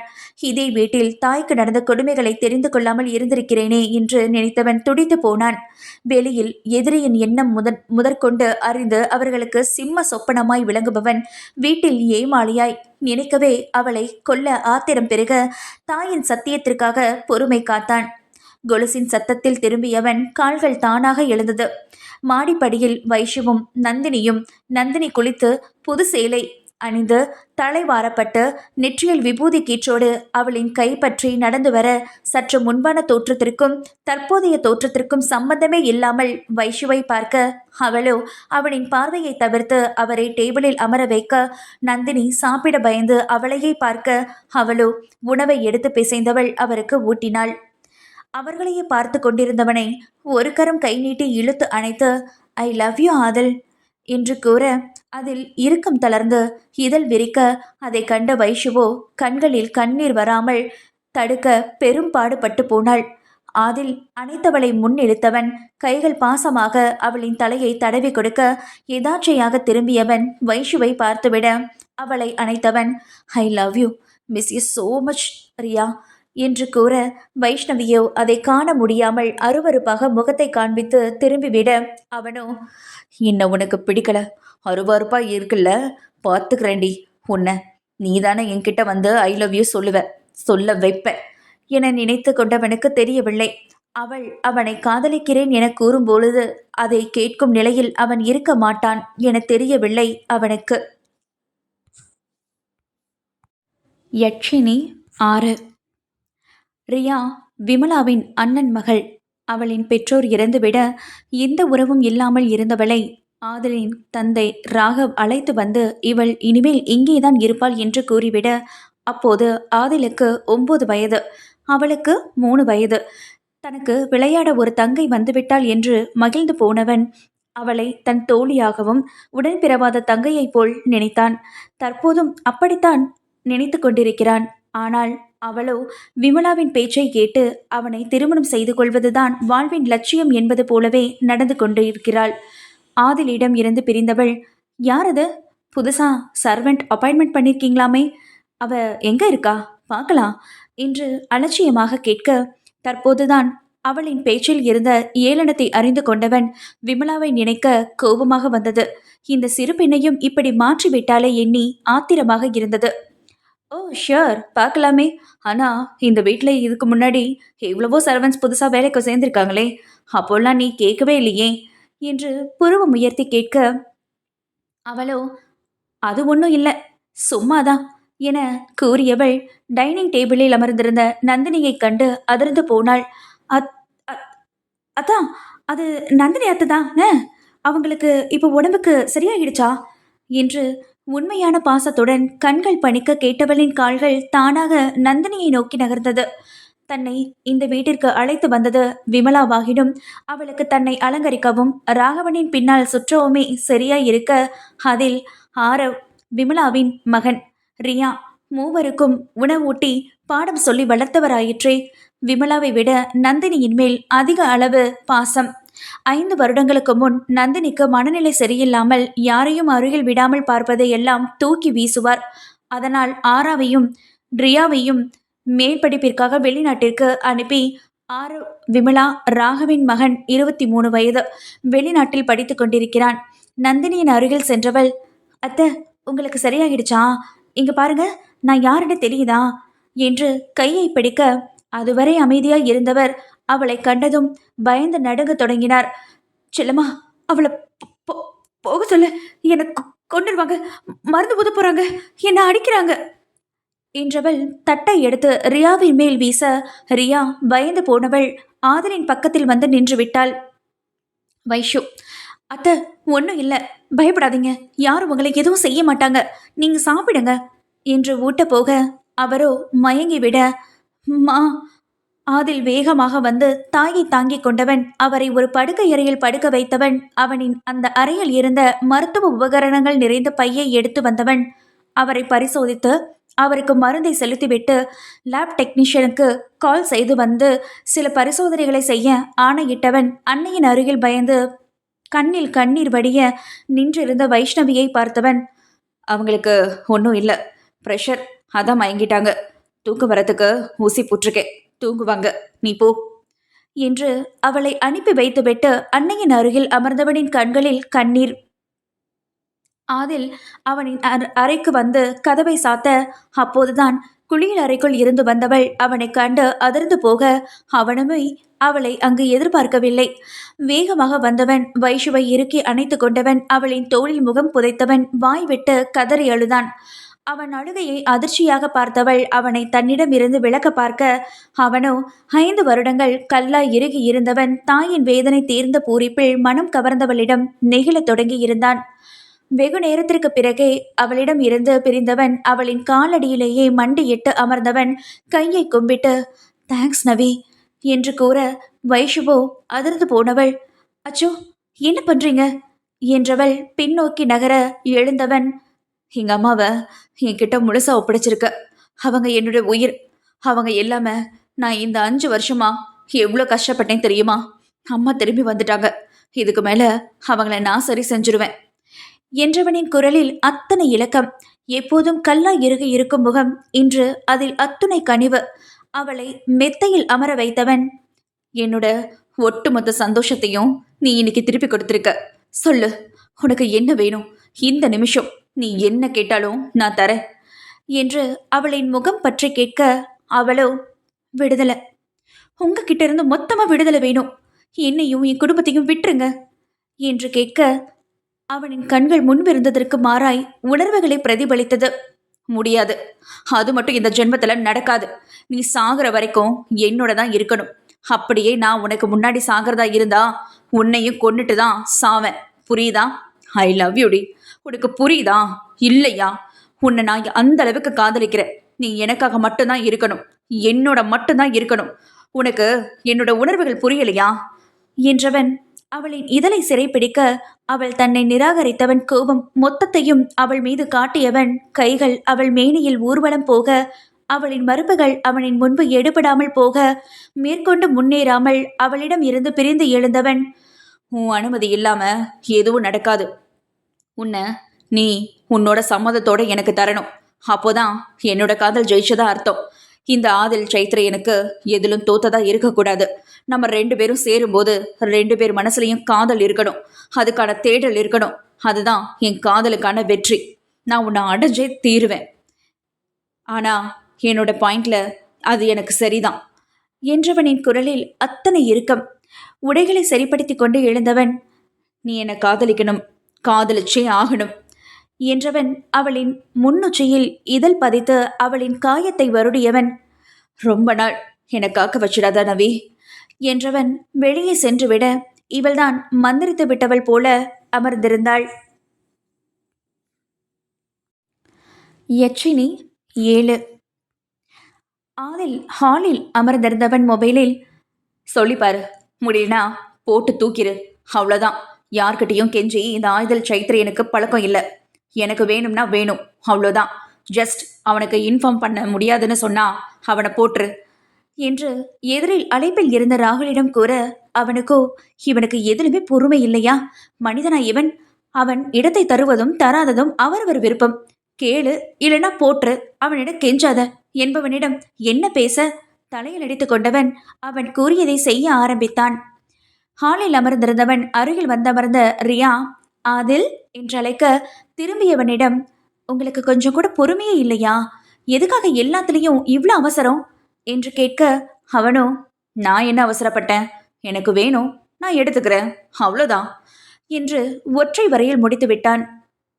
இவனிடம் மேற்கொண்டு என்ன பேச என நினைத்தவள், என்ன அவசரம் நீங்க படல? இவ்வளோ அவசரமா எதுக்கு இந்த கல்யாணம்? அதுவும் அவ காதலிச்சவன அவ கண்ணு முன்னாடி கொண்டு அதே மேடையில என்றவள் முடிக்கும் முன், shut up Priya, she don't love him, understood என்றவனின் குரலில் அவ்வளவு கோபம். அதில் நடுங்கி போனவள் மேற்கொண்டு தைரியத்தை வரவழைத்தவளாய், அவ ஒரு சின்ன பொண்ணு, உங்களுக்கும் அவளுக்கும் கிட்டத்தட்ட 10 வருஷம் கேப் என்றவள் கூற, ஆதலின் முகமோ அதிர்ச்சியால் விரிய, அவனுக்கே அது புதிதுதான். வைஷுவை பார்ப்பவர்கள் அவளுக்கு 19 வயது என்று யாருமே நினைக்க மாட்டார்கள். அவன் அவளின் வயதை பற்றியெல்லாம் சிந்திக்கவே இல்லை. அவனின் மனசாட்சியோ, நீ ஒரே வீட்டில் கூட இருக்க, உன் அம்மாவை பற்றியே உனக்கு தெரியல, அவளை பற்றியே உனக்கு தெரிய போகுது என்று கெக்களிக்க, அவ ஸ்கூல் முடிச்சதும் படிக்க வசதி இல்லாம நம்ம கார்மெண்ட்ஸ்ல வேலைக்கு சேர்ந்திருக்கா. அவளுக்கு படிக்க அவ்வளவு ஆசை. நீ அவளை கல்யாணம் பண்ணி அவள் லைஃப் மொத்தமா ஸ்பாயில் பண்ணிட்ட என்று கூற, அவனுக்கு எதுவுமே மனதில் பதியவில்லை. வேகமாக போனை எடுத்துக்கொண்டு வெளியே சென்றவன் நேராக சென்றதென்னவோ வைஷுவன் வீட்டிற்குத்தான். அவன் சென்ற நேரம் அனைவரும் வீட்டில் இருக்க சிதம்பரம் வைஷுவின் உடைமைகளை எடுத்துட்டு வைத்து கொண்டு இருந்தார். அவளின் தாயோ, அந்த பாவி என் பொண்ணை என்ன பாடுபடுத்துறானோ தெரியல, கொலகார பாவி என்று அழுக, சிதம்பரமோ, தப்பு பண்ணிட்டோம், அவளை அங்கே அனுப்பியிருக்க கூடாது, அவளை உயிரோட வச்சிருக்கானா என்னன்னு கூட தெரியல, என் பொண்ணை காப்பாற்ற கூட கையாலாகாதவனா போயிட்டேனே என்று கண் கலங்க, அதெல்லாம் உயிரோட தான் இருக்கா, அதுவும் ரொம்ப பத்திரமா என்றவனின் குரல் கேட்டு அனைவரும் அதிர்ந்து போய் திரும்ப, அனைவரும் பேச மறந்து அதிர்ந்து போய் இருக்க, ஆகாஷோ, மாமா அக்கா வரலையா என்று கேட்க, அவனின் அருகில் வந்தவன் அவனின் தலையை தடவியவன், உங்க அக்கா ரொம்ப நல்லா இருக்கா, நீ போய் அவளோட ஸ்கூல் சர்டிஃபிகேட்ஸ் எல்லாத்தையும் எடுத்துட்டு வா என்று கூற, சிதம்பரம், அதெல்லாம் எதுக்கு கேட்குற என்று கேட்க, அது மாமனாரே, உங்கள் பொண்ணுக்கும் எனக்கும் நடந்த கல்யாணத்தை சட்டப்படி ரெஜிஸ்டர் பண்ண போகிறேன், மற்றபடி வேற எதுக்கு நீங்கள் கஷ்டப்பட்டு படிக்க வச்ச 12ஆம் கிளாஸ் சர்டிஃபிகேட்டு கேட்க போகிறேன் என்று நக்கலாக கூற, அதற்குள் ஆகாஷ் அவன் கேட்டதை எடுத்து வந்து தந்திருக்க அதை வாங்கியவன் கிளப்ப முற்பட, ஆகாஷ் அவனின் கையை தொட்டு இழுக்க திரும்பியவனிடம், மாமா ப்ளீஸ் அக்காவை ஒரு தடவை பார்க்கணும், கூட்டிட்டு வர முடியுமா என்று கேட்ட அந்த பாலகனின் முகத்தை வாஞ்சையுடன் பார்த்தவன், உனக்கு உன் அக்காவை பார்க்கணும்னா தாராளமா அவளோட வீட்டில் அங்கே வந்து பார்க்கலாம், ஓகேவா, அவ இங்கே வரமாட்டா என்று கூறியவனுக்கு வேகமாக தலையாட்டியவன் அங்கிருந்த பெட்டிகளை பார்க்க, ஆகாஷ், அது அக்காவோட திங்ஸ், அங்கே கொண்டு வந்து தரலாம்னு யோசிச்சோம் என்று கூற, அதை கேட்டவனின் முகம் கோபத்தில் சுருங்க, அவளுக்கு தேவையானதை வாங்கி தரத்துக்கு நான் இருக்கேன், இதெல்லாம் அவளுக்கு தேவைப்படாது, தேவைக்கு அதிகமாகவே அவளுக்கு வேண்டியதை தர அளவுக்கு நான் நல்ல நிலைமையில தான் இருக்கேன், புரிஞ்சிருக்கணும்னு நினைக்கிறேன் என்றவன் அவளின் தாயையும் தந்தையையும் பார்த்தான். அப்புறம் நான் வரட்டா குட்டி மச்சா என்றவன் வீட்டிற்கு வந்து சேர்ந்தான். வீட்டிற்கு வந்தவன் பட்டாமாவிடமும் ராகுலிடமும் அமர்ந்து பேசிக் கொண்டிருக்க, மேலவா என்று அவளுக்கு சைகை காட்டிவிட்டு வர, அவளோ அன்று இரவாகும் வரையிலுமே அறைக்குள் வராமல் போக்கு காட்ட அவனின் கோபம் எல்லை மீறி தாண்டியது. மாடியிலிருந்து கீழே பார்க்க அவளோ அப்போதும் அவர்களுடன் இருக்க, புதிதாய் அவர்களுடன் ரியாவும் இணைந்திருக்க, ராகுல் சுவாரஸ்யமாக ரியாவை சைட் அடித்துக் கொண்டு பேசிக் கொண்டிருக்க, வேகமாக படிகளில் இறங்கியவன் நேராக வைஷுவிடம் வந்து நிற்க, அனைவரும் அவன் வந்ததில் அமைதியாக அடுத்த நொடியிலேயே வைஷுவை இரு கரங்களிலும் ஏந்தி கொண்டு உள்ளே நடக்க, ரியாவின் முகம் கருத்து போனது. ராகுல் இதழ் விரித்து சிரிக்க, பட்டம்மா வெட்கப்பட்டு கொண்டே சமையலறைக்கு சென்று விட்டார். அவனின் கரங்களில் இருந்தவன், "என்ன விடுங்க, என்ன செய்றீங்க? எல்லாரும் என்னை பத்தி என்ன நினைப்பாங்க? இறக்கி விடுங்க" என்று துள்ள, அவனோ, "நான் என் பொண்டாட்டியை தூக்கிட்டு வரேன். அவங்க என்ன நினைச்சா எனக்கு என்ன? பேசாம வாடி, கீழே போட்டுருவேன்" என்று மிரட்ட, அவளோ, "உங்களுக்கு யாரு சைத்ரைன்னு பேரு வச்சா? சைத்தான்னு பேரு வச்சிருக்கலாம்" என்று கூற, அவளை தூக்கி பெட்டில் உருட்டி விட்டவன், "ஆஹா, என் பேரை பத்தி இந்த அளவுக்கு யோசிச்சிருக்கேனா? அப்போ என் மேல உனக்கு காதல் வந்துருச்சு, அப்படிதானே நவிக்குட்டி?" என்று கேட்டவள், "ஆ, மண்ணாங்கட்டி, அது மட்டும் நடக்காது" என்று கூற, அவனோ, "இந்த ஆதில் சைத்ர என் நகராதியில நடக்காதுன்னு எதுவுமே இல்லை, எல்லாத்தையும் நடத்தி காட்டுவேன்" என்றவன் அவளின் கழுத்தில் முகம் புதைத்தவன் அப்படியே உறங்கிவிட, இவளுக்குத்தான் அவனின் நெருக்கத்தில் உறக்கம் வர மறுத்தது. விடியலின் தொடக்கத்தில் உறங்க இருந்தாள்.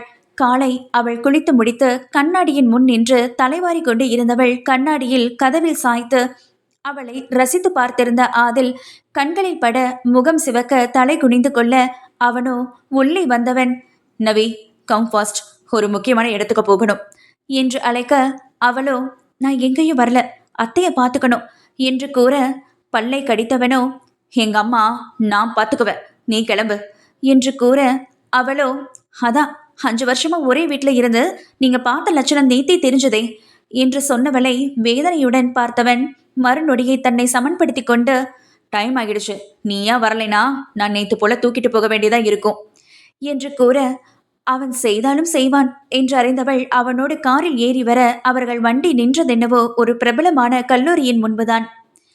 "இங்க எதுக்கு வந்திருக்கோம்?" என்று வைஷு கேட்க, "காலேஜுக்கு எதுக்கு வருவாங்க?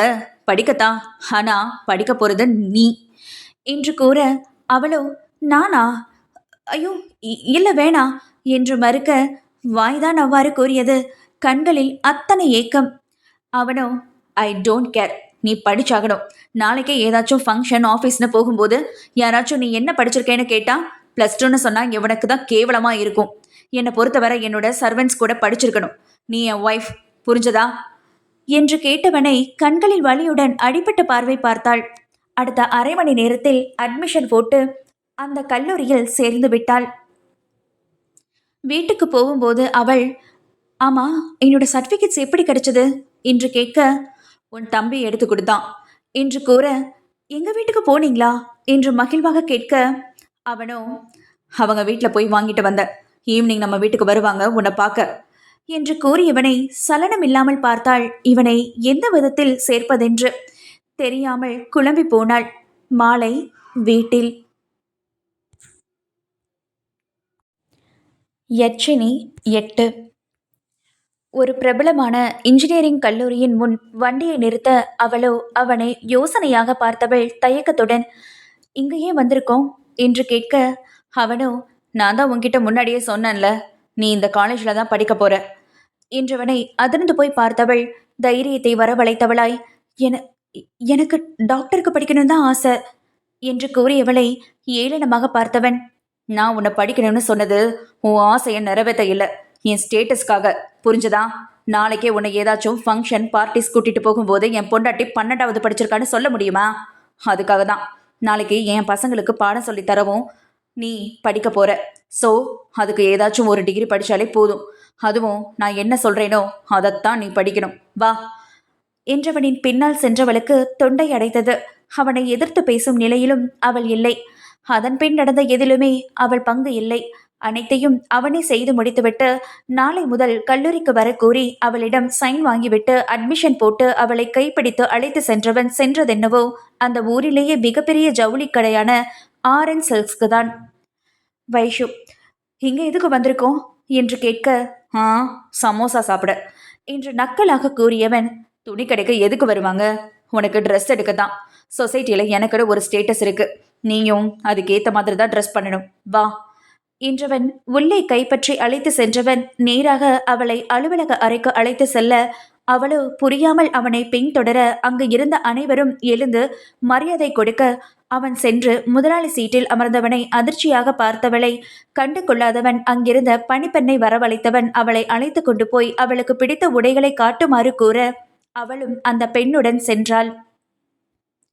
அந்த பெண் அதிக விலையில் உடைகளை எடுத்து போட, அவளோ எதிலும் மனம் லயிக்காமல் ஏனோ தானோ வென்று பார்த்து கொண்டிருக்க, அதை சிசிடிவி வழியாக கண்டவன் அவனை எழுந்து வந்தவன் அங்கிருந்த பெண்ணிடம் அடுத்த கஸ்டமரை பார்க்க செல்லுமாறு கூறியவன் அவள் அருகில் வந்து, என்ன பண்ணிக்கிட்டு இருக்க?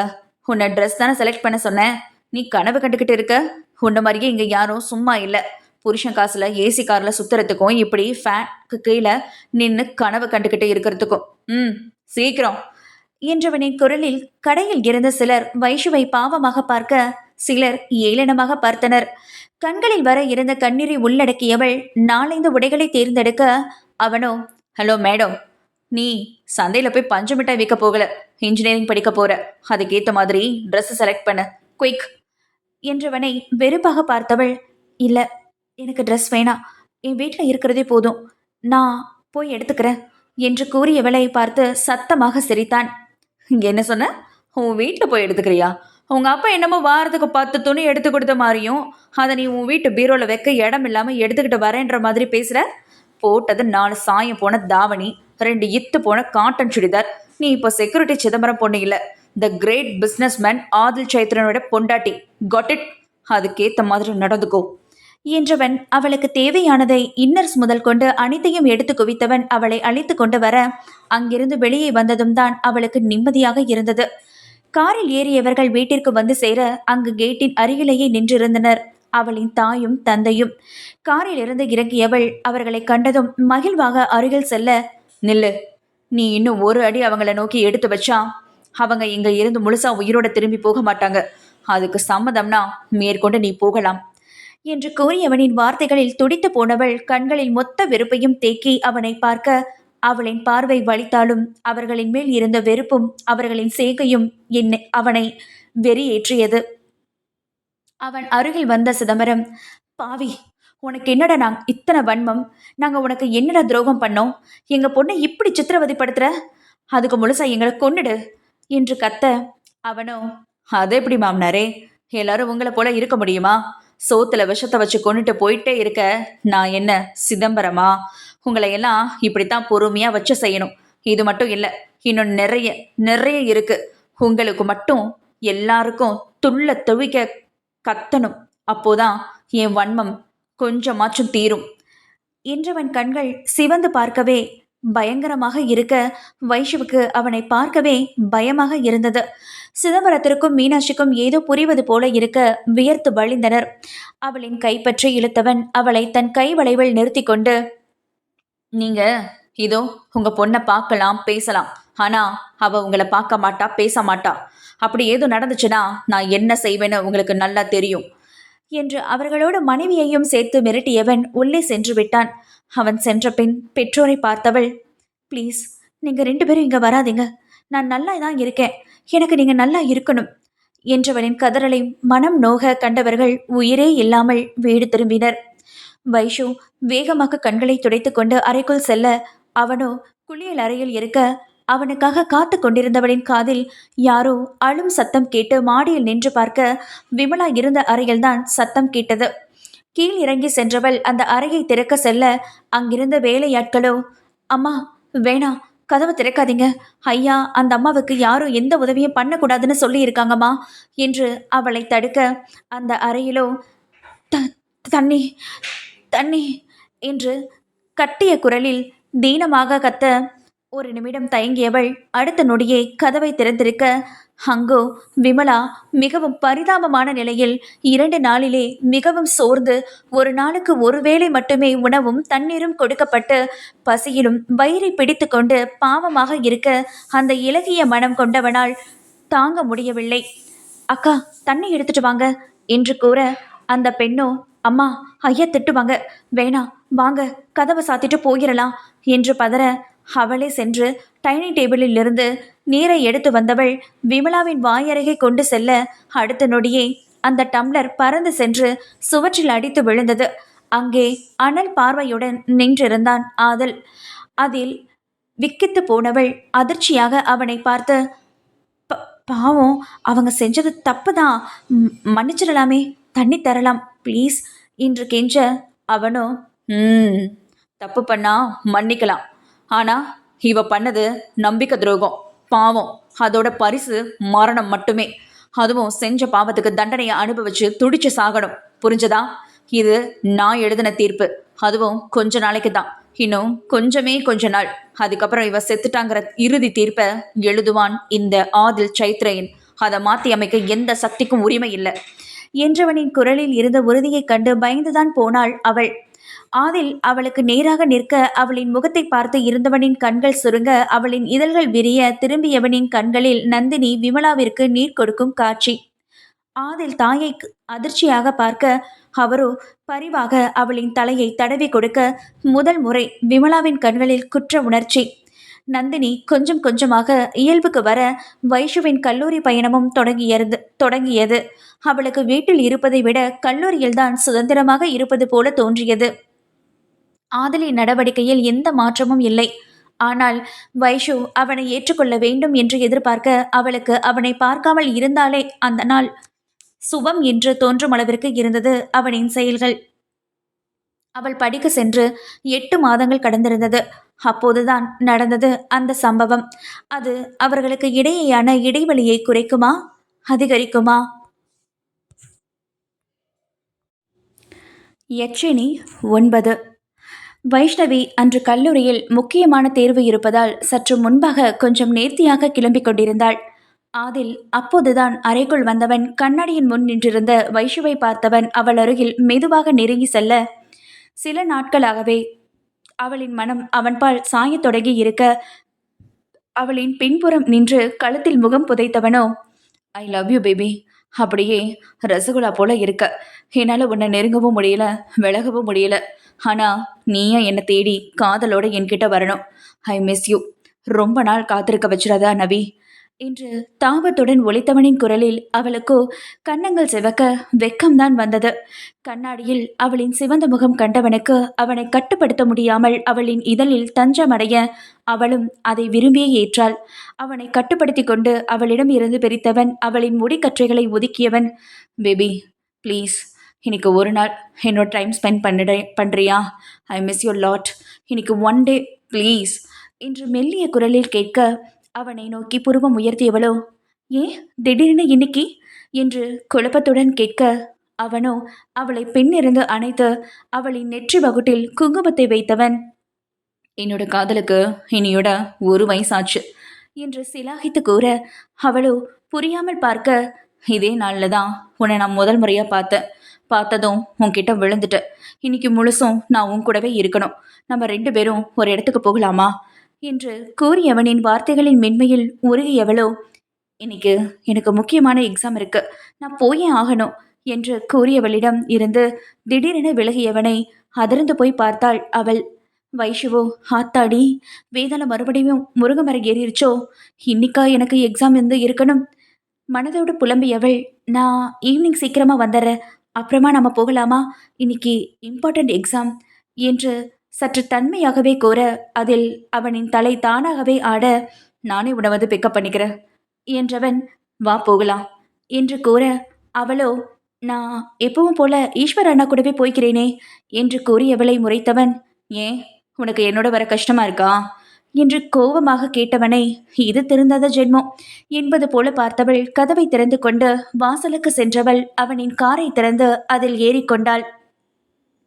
காரில் ஏறி அமர்ந்தவன் அவளிடம் திரும்பி, என்னை பார்த்தா உனக்கு எந்த ஆங்கிளாச்சும் டிரைவர் மாதிரி இருக்கா என்று கேட்டவனிடம் புரியாமல் தலையாட்ட அவனோ, அப்புறம் என்ன, முன்னாடி வந்து உட்கார் என்று கத்த அவளோ அவனை வினோதமாக பார்த்தவாறே முன்புறம் ஏறிக்கொண்டாள்.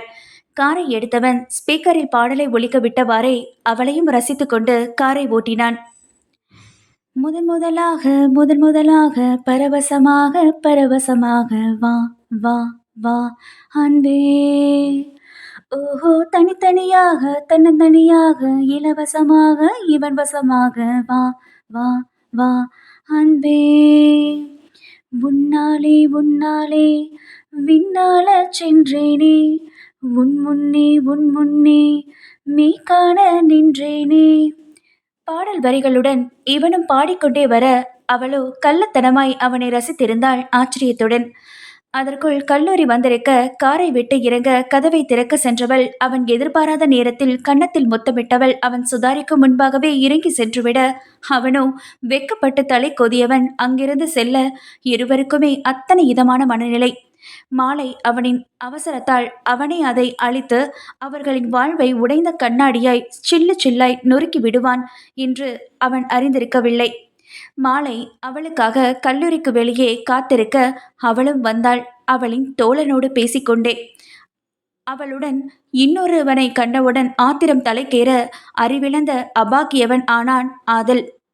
தூரத்தில் இருந்தே அவனின் காரை கண்டு கொண்டவள், ஓகே அருண், பை, நாளைக்கு மீட் பண்ணலாம், வரேன் என்றவள் வேகமாக ஓட முயற்சிக்க அவளின் காலணி சதி செய்ய தடுமாறி கீழே விழ சென்றவளை தாங்கி பிடித்த அருண், ஹலோ மேடம், காலையில இருந்து கனவுலையே இருந்து பார்த்துக்கோ என்று அவளை கிண்டல் செய்தவனின் முதுகில் அடித்து சிரித்தவள் வந்து காரில் ஏறினாள். அருண் வைஷ்ணவியின் ஒரே நண்பன், அதற்கு மேல் சகோதரனை போன்றவன். அவனுக்கு மட்டும் அவள் வாழ்வின் ரகசியங்கள் அனைத்தும் தெரியும். காரில் ஏறியவள் அவனின் முகத்தையும் பார்க்காமல் அமர்ந்திருக்க காரை வளைத்து திருப்பியவனின் வேகத்தில் அதிர்ந்தவள் அவனை பார்க்க அவன் முகத்தில் மருந்துக்கும் இலக்கம் இல்லை. காலை இருந்தவன் தற்போது அப்படியே முழுதாய் மாறி இருக்க ஒன்றும் புரியாமல் அமைதியாய் இருந்தாள். காரை வேகமாக வீட்டிற்கு ஓட்டியவன் அவள் இறங்கும் முன்பே அவளை கைப்பிடித்து தரதரவென இழுத்து சென்றவன் அவர்களின் அறையில் கட்டிலில் இழுத்து தள்ள அவளோ கண்களில் கண்ணீர் வழிய உடல் நடுங்க பயந்து போய் நின்றவளின் அருகில் வந்தவன், யாருடையவன், அவன்கிட்ட அப்படி சிரிச்சு சிரிச்சு பேசுற, என்ன கண்டா உனக்கு வெறுப்பாயிருக்கான் என்று மேலும் ஒரு அடி அவளை நோக்கி எடுத்து வைக்க அவளோ உடல் நடுங்கி பின்னால் கண்ணாடியோடு ஒட்டி நின்றாள். அவளின் பயம் அவனுக்கு மேலும் ஆத்திரத்தை கொடுக்க பெண்ணின் முகவாயை பற்றியவன், அவனை விட நான் எந்த விதத்துல குறைஞ்சு போயிட்டேன்? நோ, நீ அவன்கிட்ட பேசக்கூடாது, அவன் இருக்கிற பக்கம் கூட திரும்பி பார்க்க கூடாது. அப்படி ஏதாச்சும் நடந்துச்சுன்னு வையி, உன்னை ஏதும் பண்ண மாட்டேன், அவனை இல்லாம செஞ்சிருவேன், ஊரு தெரியாம அழிச்சிடுவேன் என்றவன் அவளிடம் காட்ட வேண்டிய கோபத்தை எல்லாம் மொத்தமாக கூட்டி அவளுக்கு பின்னால் பளிச்சிட்ட கண்ணாடியில் ஓங்கி குத்த அது சில்லு சில்லாய் நொறுங்கி கீழே விழுந்து சிதறியது. பயத்திலும் கண்ணாடி நொறுங்கிய சத்தத்திலும் அரண்டவள் முதுகில் ஒரு துகள் கண்ணாடி கூர்மையாய் அவள் முதுகினை பதம் பார்க்க கண்களை மூடி வலியை அடக்கி நின்றாள். அவளின் வலியை உணராதவனோ மேலுமே, ஏண்டி ஏண்டி, உனக்கு என்னோட காதல் புரியவே இல்லையா? வேதனையோடு ரத்தம் வடிந்த கைகளை அவளின் கன்னத்திற்கு கொடுத்து மெதுவாக தாங்கினான். காதல் பாதி குரோதம் பாதியாய் இறைஞ்சியவன் மேல் எந்த விதமான உணர்வையும் காட்ட முடியவில்லை பெண்ணவளால். தன் உணர்வில் இருந்து மீண்டு வந்தவன் மீண்டும் முகத்தை சுருக்கினான். இல்ல, நான் இப்படித்தான் இருப்பேன்னு நீ சொன்னேன்னு வை, ஈஸியா உன்னையும் கொண்டுட்டு நானும் செத்து போயிடுவேன். அந்த குரலில் இருந்த தீவிரம் அவளை வாயடைக்க செய்தது. அதையும் மீறி ஆத்திரம் தலைக்கு ஏற, கொன்னுடுடா, தயவு செஞ்சு என்னை கொன்னுடு. அமைதியான அழுத்தம் நிறைந்த குரலில் அவன் முகத்தை பார்த்தவள் விழிகளில் அத்தனை கோபம். நீயே சாகுற, என்ன கொண்டுட்டு நீ சந்தோஷமாயிரு. எனக்கு பிடிச்சது என் இஷ்டம்னு எதுவுமே எனக்குன்னு இல்லாதப்போ நான் மட்டும் உயிரோடு இருந்து என்ன பண்ண போறேன்? ஒவ்வொரு நாளும் என் தம்பியை வச்சு என் அப்பா அம்மாவை வச்சு என்னை பிளாக்மெயில் பண்ணிக்கிட்டே இருந்து அவங்க கிட்ட இருந்து ஃபோன் வந்தாலே யாரோ செத்துட்டாங்களான்னு தாண்டா பயமா இருக்கு. கண்களில் கண்ணீர் நிற்காமல் அவள் கன்னங்களை நினைத்தது. அவள் வார்த்தைகளில் அசையாது நின்றவன் மனம் அவள் கண்ணீரில் அடிபட்டு போக தானாக அந்த கண்ணீரை தாழ முடியாமல் துடைக்க போனவன் கைகளை தட்டி விட்டாள். தொடாத, இந்த கண்ணீருக்காக தானே என்ன உன் கூட வச்சிருக்க, நல்லா பார்த்து ரசி.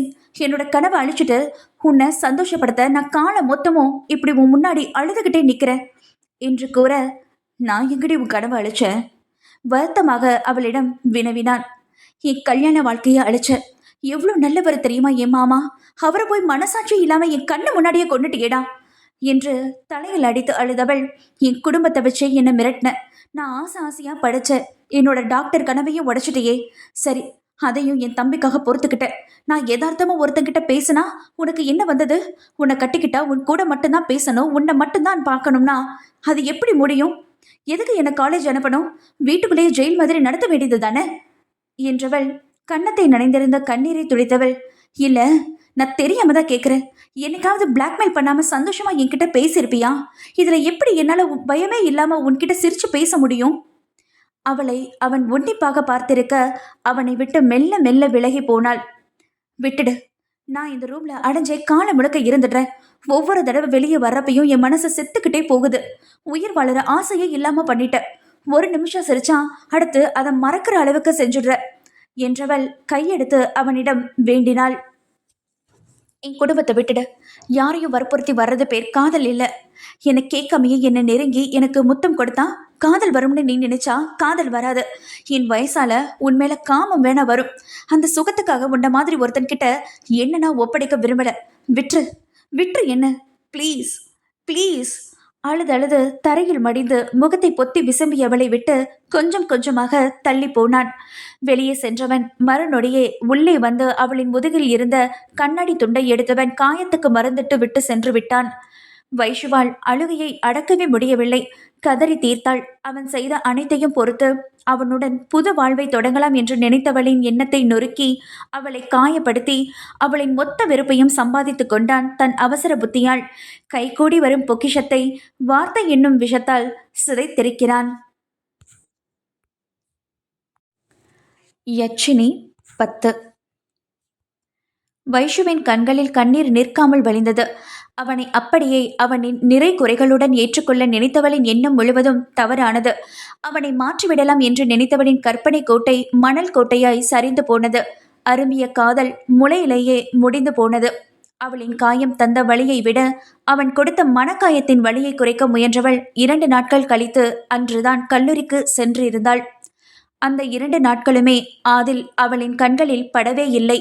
அவள் அவன் மீது அளவில்லா கோவத்தில் இருந்தாலும் அவனுக்கு என்னவானது, எங்கே சென்றான் என்று நினைத்து ஒரு பக்கம் தவிக்கத்தான் செய்தது.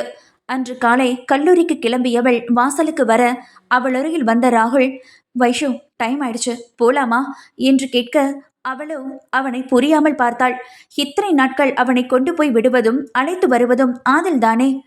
அண்ணா, அவர் எங்க, நல்லா இருக்காரு தானே என்று கேட்டவளை பாவமாக பார்த்தான் அவன். அவனுக்குத்தான் அவர்களுக்கிடையில் நடந்தது தெரியுமே. கடந்த 2 நாட்களுமே அவனை திட்டியதை கோடி முறையாவது அவனிடம் கூறி, இமேல இத்தனை குறை கண்டுபிடிக்கிறவளுக்கு என்னோட காதல் ஒரு முறை கூட புரியவே இல்லையேடா என்று கேட்பவனிடம் அமைதியாகவே இருப்பான் இவன். யாருக்காக பேச முடியும்? நண்பனுக்காகவா? இல்லை உடன் பிறவாத தங்கைக்காகவா? இல்லை இவனிடம் உண்மையில்தான் தவறு என்று கூறினால் அவனை சல்லி சல்லியாக அடித்து நொறுக்கி விடுவானே. எதுவுமே பேச முடியாத நிலையில் இருந்தான் அவன். இவளுக்கு அத்தனை கொடுமைகள் செய்தும் அவனை பற்றி விசாரிப்பவளை எண்ணி வியக்காமல் இருக்க முடியவில்லை. அவன் பதில் கூறும் முன் கார் ஹாரன் அடிக்க வைஷு திரும்பி பார்க்க ஆதல்தான் வைஷுமா போகலாம் என்று கூற ஜன்னலை இறக்கி எட்டி பார்த்தவன், உங்களோட கான்வர்சேஷன் முடிஞ்சதுன்னா கிளம்பலாம், டைம் ஆயிடுச்சு என்று அழுத்தமாக கூறியவனின் விழிகளை பார்த்தவளோ அதிர்ந்துதான் போனாள். அவனின் கண்கள் சிவந்து கோவை பழம் போல் இருக்க அவளுக்கு புரிந்தது அனைத்தும் அவளால் தான் என்று. வைஷு முன் சீட்டில் ஏறுவதற்கு செல்ல அவளின் பின் வந்த ராகுலை கண்டவன், முன்னாடி ஏறு ராகுல், எனக்கு 12 o'clock மீட்டிங் இருக்கு என்று மறைமுகமாக அவளை அருகில் அமர வேண்டாம் என்று கூறியவனின் உதாசீனத்தில் மனம் வலிக்க பின்புறம் ஏறி அமர கார் அவனின் கைகளில் பறந்தது. நேராக அவன் வந்தது என்னவோ அவர்களின் வீட்டில் இருந்து வெகு தொலைவில் உள்ள பிரபலமான மருத்துவக் கல்லூரி முன்பு. அதுவரை கவனிக்காதவள், எனக்கு கிளாஸுக்கு டைம் ஆச்சு, என்னை காலேஜில் கொண்டு போய் விடுங்க என்று ஆதலியிடம் கேட்க அவனோ அவளுக்கு பதில் கூறாமல் காரில் இருந்து இறங்கியவன் உள்ளே சென்று விட்டான்.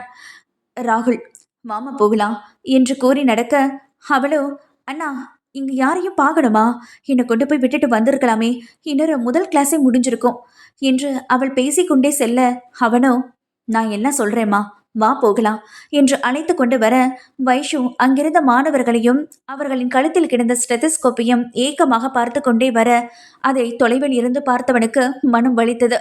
இதே வழியை காலம் முழுக்க அவளுக்கு கொடுக்க பார்த்தவன் ஆயிற்றே. தன்னை எண்ணி அவனே நொந்து கொண்டான். வைஷுவை அமர வைத்துவிட்டு அவர்கள் இருவரும் உள்ளே செல்ல அடுத்த அரை மணி நேரத்தில் வைஷு மருத்துவக் கல்லூரியில் சேர்க்கப்பட்டு விட அனைத்தையும் முடித்து அவளை காலேஜ் ஹாஸ்டலிலும் சேர்த்து அதன் தொகை அனைத்தையும் கட்டிவிட்டு அவள் அருகில் வந்தவர்களை புரியாமல் பார்த்தாள். ஆதில் எதுவுமே பேசாமல் இருக்க ராகுல் தான், வைஷு இனிமே நீ இங்க தங்க தான் நீ இங்க தான் படிக்க போற, எல்லாம் ஓகே, உனக்கான திங்ஸ் எல்லாம் இன்னும் 1 ஹவர்ல உன் கைக்கு வந்துடும். அப்புறம் இனிமே நீ ஹாஸ்டல்ல தான் தங்கி படிக்க போற, அதுக்கான பில் எல்லாம் இதுல இருக்கு. செமஸ்டர் ஹாலிடேஸ்னு மட்டும் நந்தினிமாவை பார்க்க வந்தா போதும். சாட்டர்டே சண்டே கூட வர வேணாம். ரொம்ப தூரம் உனக்கு டயர்ட் ஆகிடும், படிப்புல கவனம் செலுத்த முடியாது, புரிஞ்சுதா சொன்னது எல்லாம் என்று கூறியவனை அதிர்ந்து பார்த்தவள் திரும்பி அவனை முறைத்தாள். ஆதிலிடம் வந்தவள், எதுக்காக இப்படி பண்றீங்க? என்ன ப்ரூவ் பண்ண நினைக்கிறீங்களா?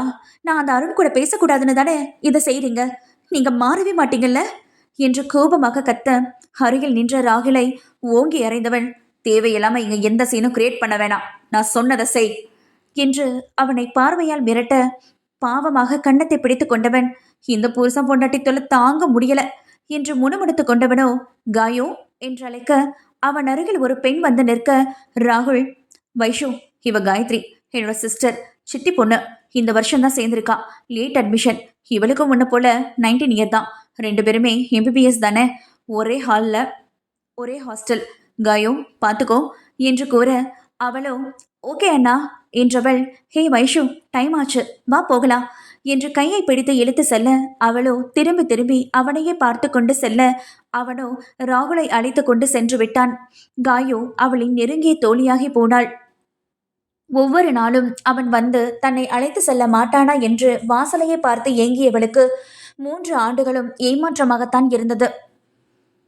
புயலாய் 3 வருடங்கள் கடக்க அந்த 3 வருடங்களில் அவளை செமஸ்டர் விடுமுறைக்கு வருவாள். அவளை வரும்போது அவன் இருக்க மாட்டான். அவள் வருவதே அவனை பார்க்கத்தான். அவனோ வேண்டுமென்றே அவளை தவிர்த்தான். அவள் வரும்போது வீட்டுக்கு வரமாட்டான், கெஸ்ட் ஹவுஸில் இருந்து கொள்வான். 3 வருடங்களில் அவளுக்கு தேவையான அனைத்துமே அவள் நினைக்கும் முன்பே அவளிடம் வந்து சேர்ந்துவிடும். அவன் தன்னை முழுதாக தவிர்க்கிறான் என்று அறிந்தவளுக்கு அவனை காண மனம் தவியாய் தவித்தது. முன்பே அவளுக்கு அவனின் குணம் பிடிக்காமல் இருந்தபோதே அவனை காதலிக்க ஆரம்பித்து இருந்தவள். அவளுக்காக அவன் பார்த்து பார்த்து ஒவ்வொன்றாக செய்ய அவன் மேல் கொண்ட காதலில் கரைந்து போனாள். இடையில் அவளின் பெற்றோர் அவளை பார்க்க வந்தவர்கள் ஆதில் அவளின் தங்கை தம்பி இருவரையும் அவர்களுக்கு பிடித்த படிப்பில் சேர்த்து படிக்க வைப்பதாக சொல்ல அவனின் மீதான காதல் கூடித்தான் போனது அவளுக்கு. 4ஆம் வருடம் இன்டர்ன்ஷிப் அவனை ஒரு பெரிய மருத்துவமனையில் ஏற்பாடு செய்திருக்க அதையும் வெற்றிகரமாக முடித்தவளுக்கு அவனிடம் நன்றி கூற வேண்டும் என்று தோன்ற அவனுக்கு தெரியாமலேயே வீட்டுக்கு வந்து சேர அவனோ சோபாவில் அமர்ந்து ஒரு பெண்ணுடன் நெருக்கமாக அமர்ந்து பேசிக்கொண்டு இருந்தான். அந்த நேரம் அங்கு வேலை செய்யும் பெண்களில் இருவர் இவள் வந்ததை கவனிக்காமல், பொண்டாட்டிய படிக்க அனுப்பிட்டு இன்னொருத்தியோட சேர்ந்து போடுற ஆட்டத்தை பாரு, மனசுனா இவன், அந்த புள்ள பாவம், இவன் கொடுமையை தாங்க முடியாம அங்கேயே தங்கிருச்சு பாரு, எப்படி ஒட்டிக்கிட்டு இருக்கான்னு, விவஸ்தை இல்லாத ஜென்மம், 1 மாசமாச்சும் இங்க வந்து எப்போ பார்த்தாலும் அவர் கூடவே ஒட்டிக்கிட்டு என்ன ஜென்மமோ என்று பேசிக்கொண்டே செல்ல மறுநொடியே வைஷுவின் 5 விரல்களும் அந்த பெண்ணின் கன்னத்தில் பதிந்திருந்தது. சத்தம் கேட்டு வெளியே வந்தவன் ஆங்காரமாய் நின்று இருந்த வைஷுவை கண்டு அதிர்ந்து போய் நின்றான். யட்சினி 11. அந்த பெண்கள் தன் கணவனை பற்றி அசிங்கமாக பேசிக் கொண்டிருப்பதை பொறுக்க முடியாதவளோ ஆதிலை மனிதனா என்று கேவலமாக பேசிய பெண்ணின் கன்னத்தில் ஓங்கி அறைந்திருக்க அவர்களோ அந்த நேரத்தில் அவளை எதிர்பாராதவர்கள் அவளிடம், சின்னம்மா அவங்க உங்களுக்கு துரோகம் பண்றாங்க, அதை பொறுத்துக்க முடியாம தான் நாங்க அப்படி பேசிட்டோம், உங்க மேல இருக்கிற அன்புல தான் இப்படிலாம் நடந்துக்கிட்டோம், மன்னிச்சுக்கோங்கம்மா என்று மன்னிப்பு வேண்டிட சத்தம் கேட்டு வந்த ஆதிலும் மான்சியும் வைஷுவின் அதிரடியில் அதிர்ந்து போய் நின்றனர். ஆதில் பலவிதமான உணர்ச்சிகள் பிடியில் தவித்து கொண்டிருந்தான். அவள் தன்னை தவறாக நினைத்து விடுவாளோ என்று தவித்து கொண்டிருந்தான். மேலும் அவர்கள் ஆதிலை குறை கூற அதை பொறுக்க முடியாதவள், யார் துரோகி? அவரா? அவர் கொடுக்குற சம்பளத்தையும் அவரோட சாப்பாட்டையும் சாப்பிட்டு இப்படி அவரை பத்தியே புரணி பேசுறீங்களே, நீங்க தான் துரோகிங்க. ஒரு பெண்ணும் ஆணும் பக்கத்துல உட்கார்ந்து கையை பிடிச்சு பேசிட்டு இருந்தாலே அவங்களுக்குள்ள தப்பான உறவு தான் இருக்குமா? ஏன் உங்களுக்கு தெரிஞ்ச எந்த அண்ணன் தங்கையும் ஃப்ரெண்ட்ஸையும் இப்படி இருந்தது இல்லையா? என் புருஷன் பத்தி எனக்கு தெரியும். எனக்கு உங்களோட அக்கறையும் தேவையில்ல. இந்த மாதிரி இட்டுக்கட்டி சொல்ற அன்புள்ள உருவுல அறிவுரையும் தேவையில்லை. இதுக்கு மேல இன்னொரு வார்த்தை அவங்கள பத்தி பேசினா, அதான் நீங்க இங்க வேலை பார்க்குற கடைசி நாளா இருக்கும். புரியுதா? போய் வேலை பாருங்க என்று எச்சரித்து அனுப்பினாள். அவர்களை அனுப்பிவிட்டு திரும்பியவளின் கண்களில் ஆதிலும் அவனின் அருகில் இருந்த பெண்ணும் பட, அவளின் விழிகள் முழுதாய் 3 வருடங்களின் பின் அவனை பார்க்கிறாள். எப்போதும் கிளீன் ஷேவில் இருப்பவன் இன்று பல மாதங்கள் மலிக்கப்படாத தாடியும் கண்களில் அவளுக்கான காதலும் அவனும் அவளை பார்வையிலேயே வருடினான். அவள்தான் அவளை பார்க்காமல் இருந்தாள். அவனால் அப்படி இருக்க முடியாதே. தினமும் அவளை பார்த்துவிட்டுதான் வருவான், அவளுக்கு தெரியாமலே. முதலில் 1 வாரம் அவளை பார்க்க முடியாமல் தவித்தவன் தினமும் அவளை கண்டு வருவதை வாடிக்கையாக்கி இருந்தான். அவளின் கண்களில் தெரியும் அவனுக்கான காதலையும் ஏக்கத்தையும் அறிந்தவனுக்கு மகிழ்ச்சி தாங்க முடியவில்லை. அவனுக்கான அவளின் காதலை அவளை கூற வேண்டும் என்று காத்திருந்தான். ஆனால் அவள் கூறும் பொழுது அதை கேட்கும் நிலையில் அவன் இருக்க மாட்டான் என்று அறியவில்லை. முதலில் அவர்களின் மௌனத்தை கலைத்தது மான்சிதான். ஹலோ வைஷ்ணவி, எப்படி இருக்கீங்க?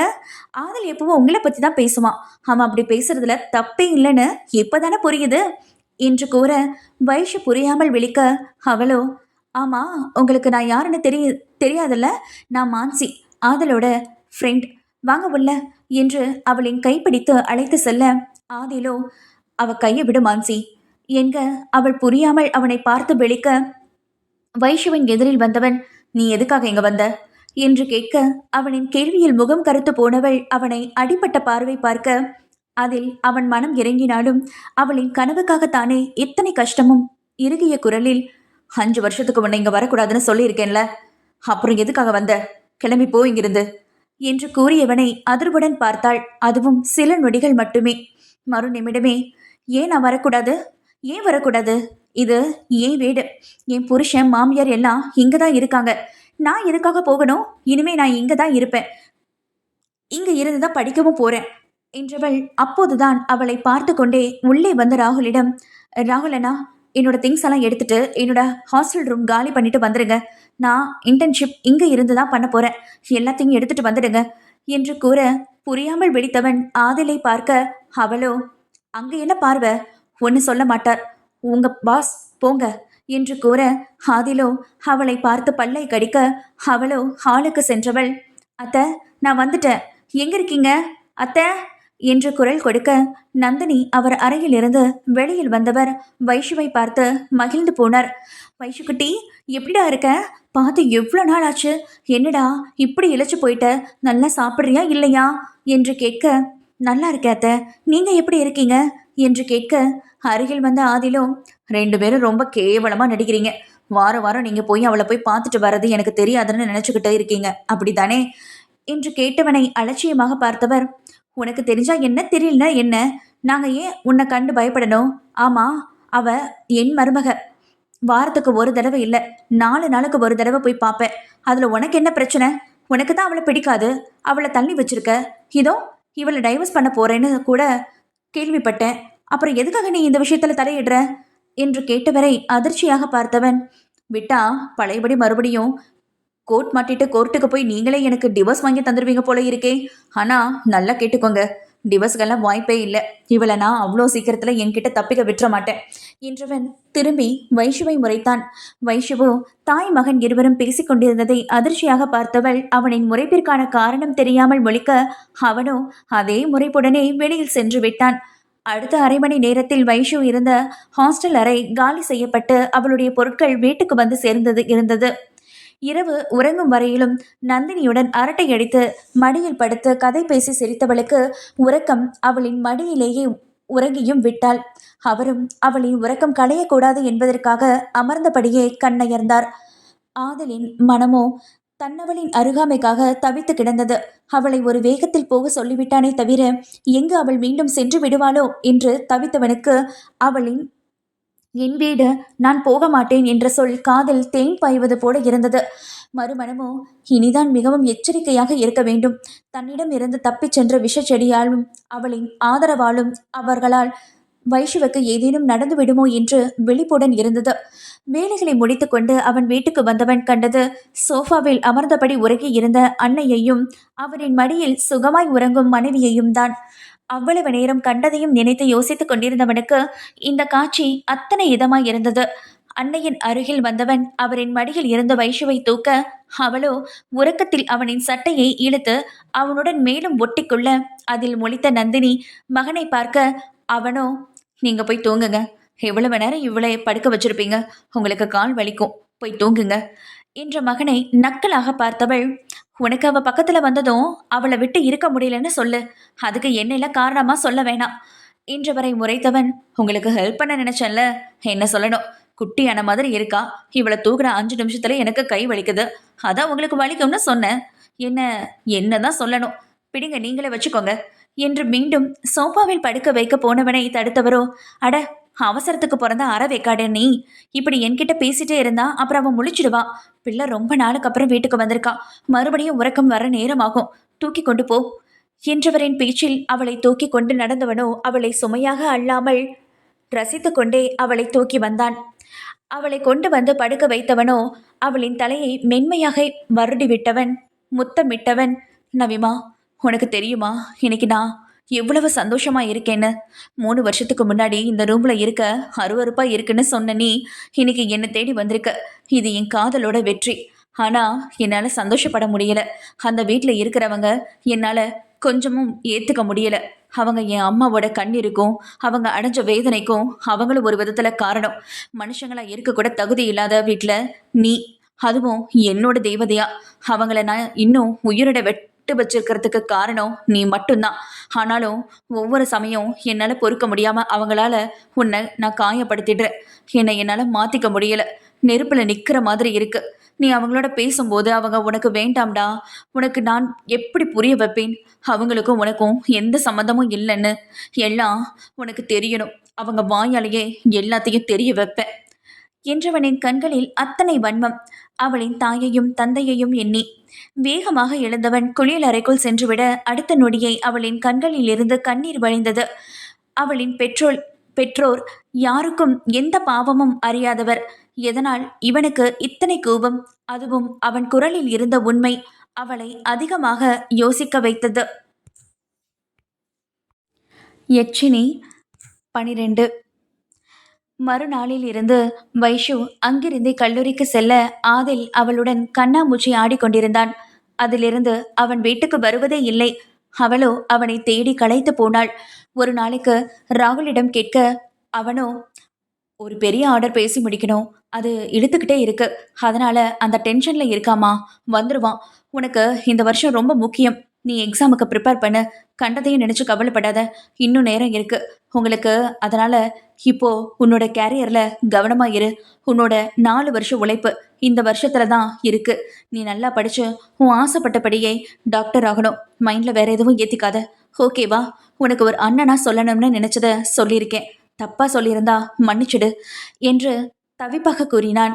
வைஷ்ணவி, அச்சோ அண்ணா, எதுக்காக மன்னிப்பு கேட்குறீங்க, நீங்க கரெக்டாக தான் சொல்லியிருக்கீங்க, இன்னும் எங்களுக்கு நேரம் இருக்குல்ல, நீங்க உங்க பாஸ் கிட்ட சொல்லிடுங்க, இனிமே அவரா என்னை தேடும் வரையில் நான் அவரை பார்க்கவும் மாட்டேன், தேடி போகவும் மாட்டேன் என்றவள் கண்களை துடைத்து கொண்டு உள்ளே சென்று விட்டாள். அவள் கண்களில் நீருடன் போவதை பார்த்திருந்தவனோ காதல் இருந்த ஸ்பீக்கரில், இப்போ உனக்கு சந்தோஷமா ஆதில், ஒவ்வொரு முறையும் அந்த பொண்ணுக்கு நீ அழுகையை மட்டும்தான் பரிசா தர, இன்னும் என்ன பிரச்சனை உனக்கு, அவ தான் உன்னை லவ் பண்றா தானே, அவ கூட சேர்ந்து வாழ வேண்டியது தானே, எதுக்குடா இப்படி படுத்தி எடுக்கிற என்று கோபமாக பேச, எதிர்ப்புறம் இருந்தவனோ, வேலை முடிஞ்சதில்ல, கிளம்பி வா, மீட்டிங் இருக்கு, அங்க வந்து பேசு, இப்போ உன்னோட அட்வைஸ் கேட்க எனக்கு நேரம் இல்லை என்றவன் அழைப்பை துண்டிக்க, ராகுலோ, இவன்லாம் ஒரு மனுஷன், ச, இவனையும் ஒரு பொண்ணு லவ் பண்ணிட்டு இருக்கா பாரு என்று நொடித்து கொண்டே ஆதில் வர சொன்ன இடத்துக்கு கிளம்பினான். அங்கே அழைப்பை துண்டித்தவனோ எதிரில் திரையில் தெரிந்த தன்னவளை ரசித்தவன் அவளின் முகத்தை வருடி கொண்டே, இன்னும் நமக்கு நேரம் இருக்கு, அதுக்கு முன்னாடி இன்னும் தீர்க்க வேண்டிய கணக்கும் முடிச்சு வைக்க வேண்டிய கணக்கையும் முடிச்சு உன்கிட்ட வந்து சேர்ந்துருவேண்டி என்றவனின் கண்களில் பழி வெறி தாண்டவமாடியது. அவன் நினைத்தது போலவே அங்கே 20 வருஷம் அதே வீட்டில் இருந்து நீ என்ன கிழிச்ச, உன்னால அந்த ஆதில கொல்ல முடியல. அவ்வளோ பெரிய சாம்ராஜ்யத்துக்கும் அவன்தான் வாரிசு. அவன் இல்லைன்னா அதுக்கப்புறம் நம்ம பையன் ஆரவ் அடுத்த வாரிசு. எனக்கு அந்த பிச்சைக்காரி நந்தினிய கட்டி வச்சாங்க. அவ என்னோட எல்லா ஆசைக்கும் முடிவு கட்டிட்டா. அதுக்கப்புறம் நானும் நல்லவனா தானே இருக்கணும்னு நினைச்சேன். அவளையும் காதலிக்கிற மாதிரி நடிச்சேன்.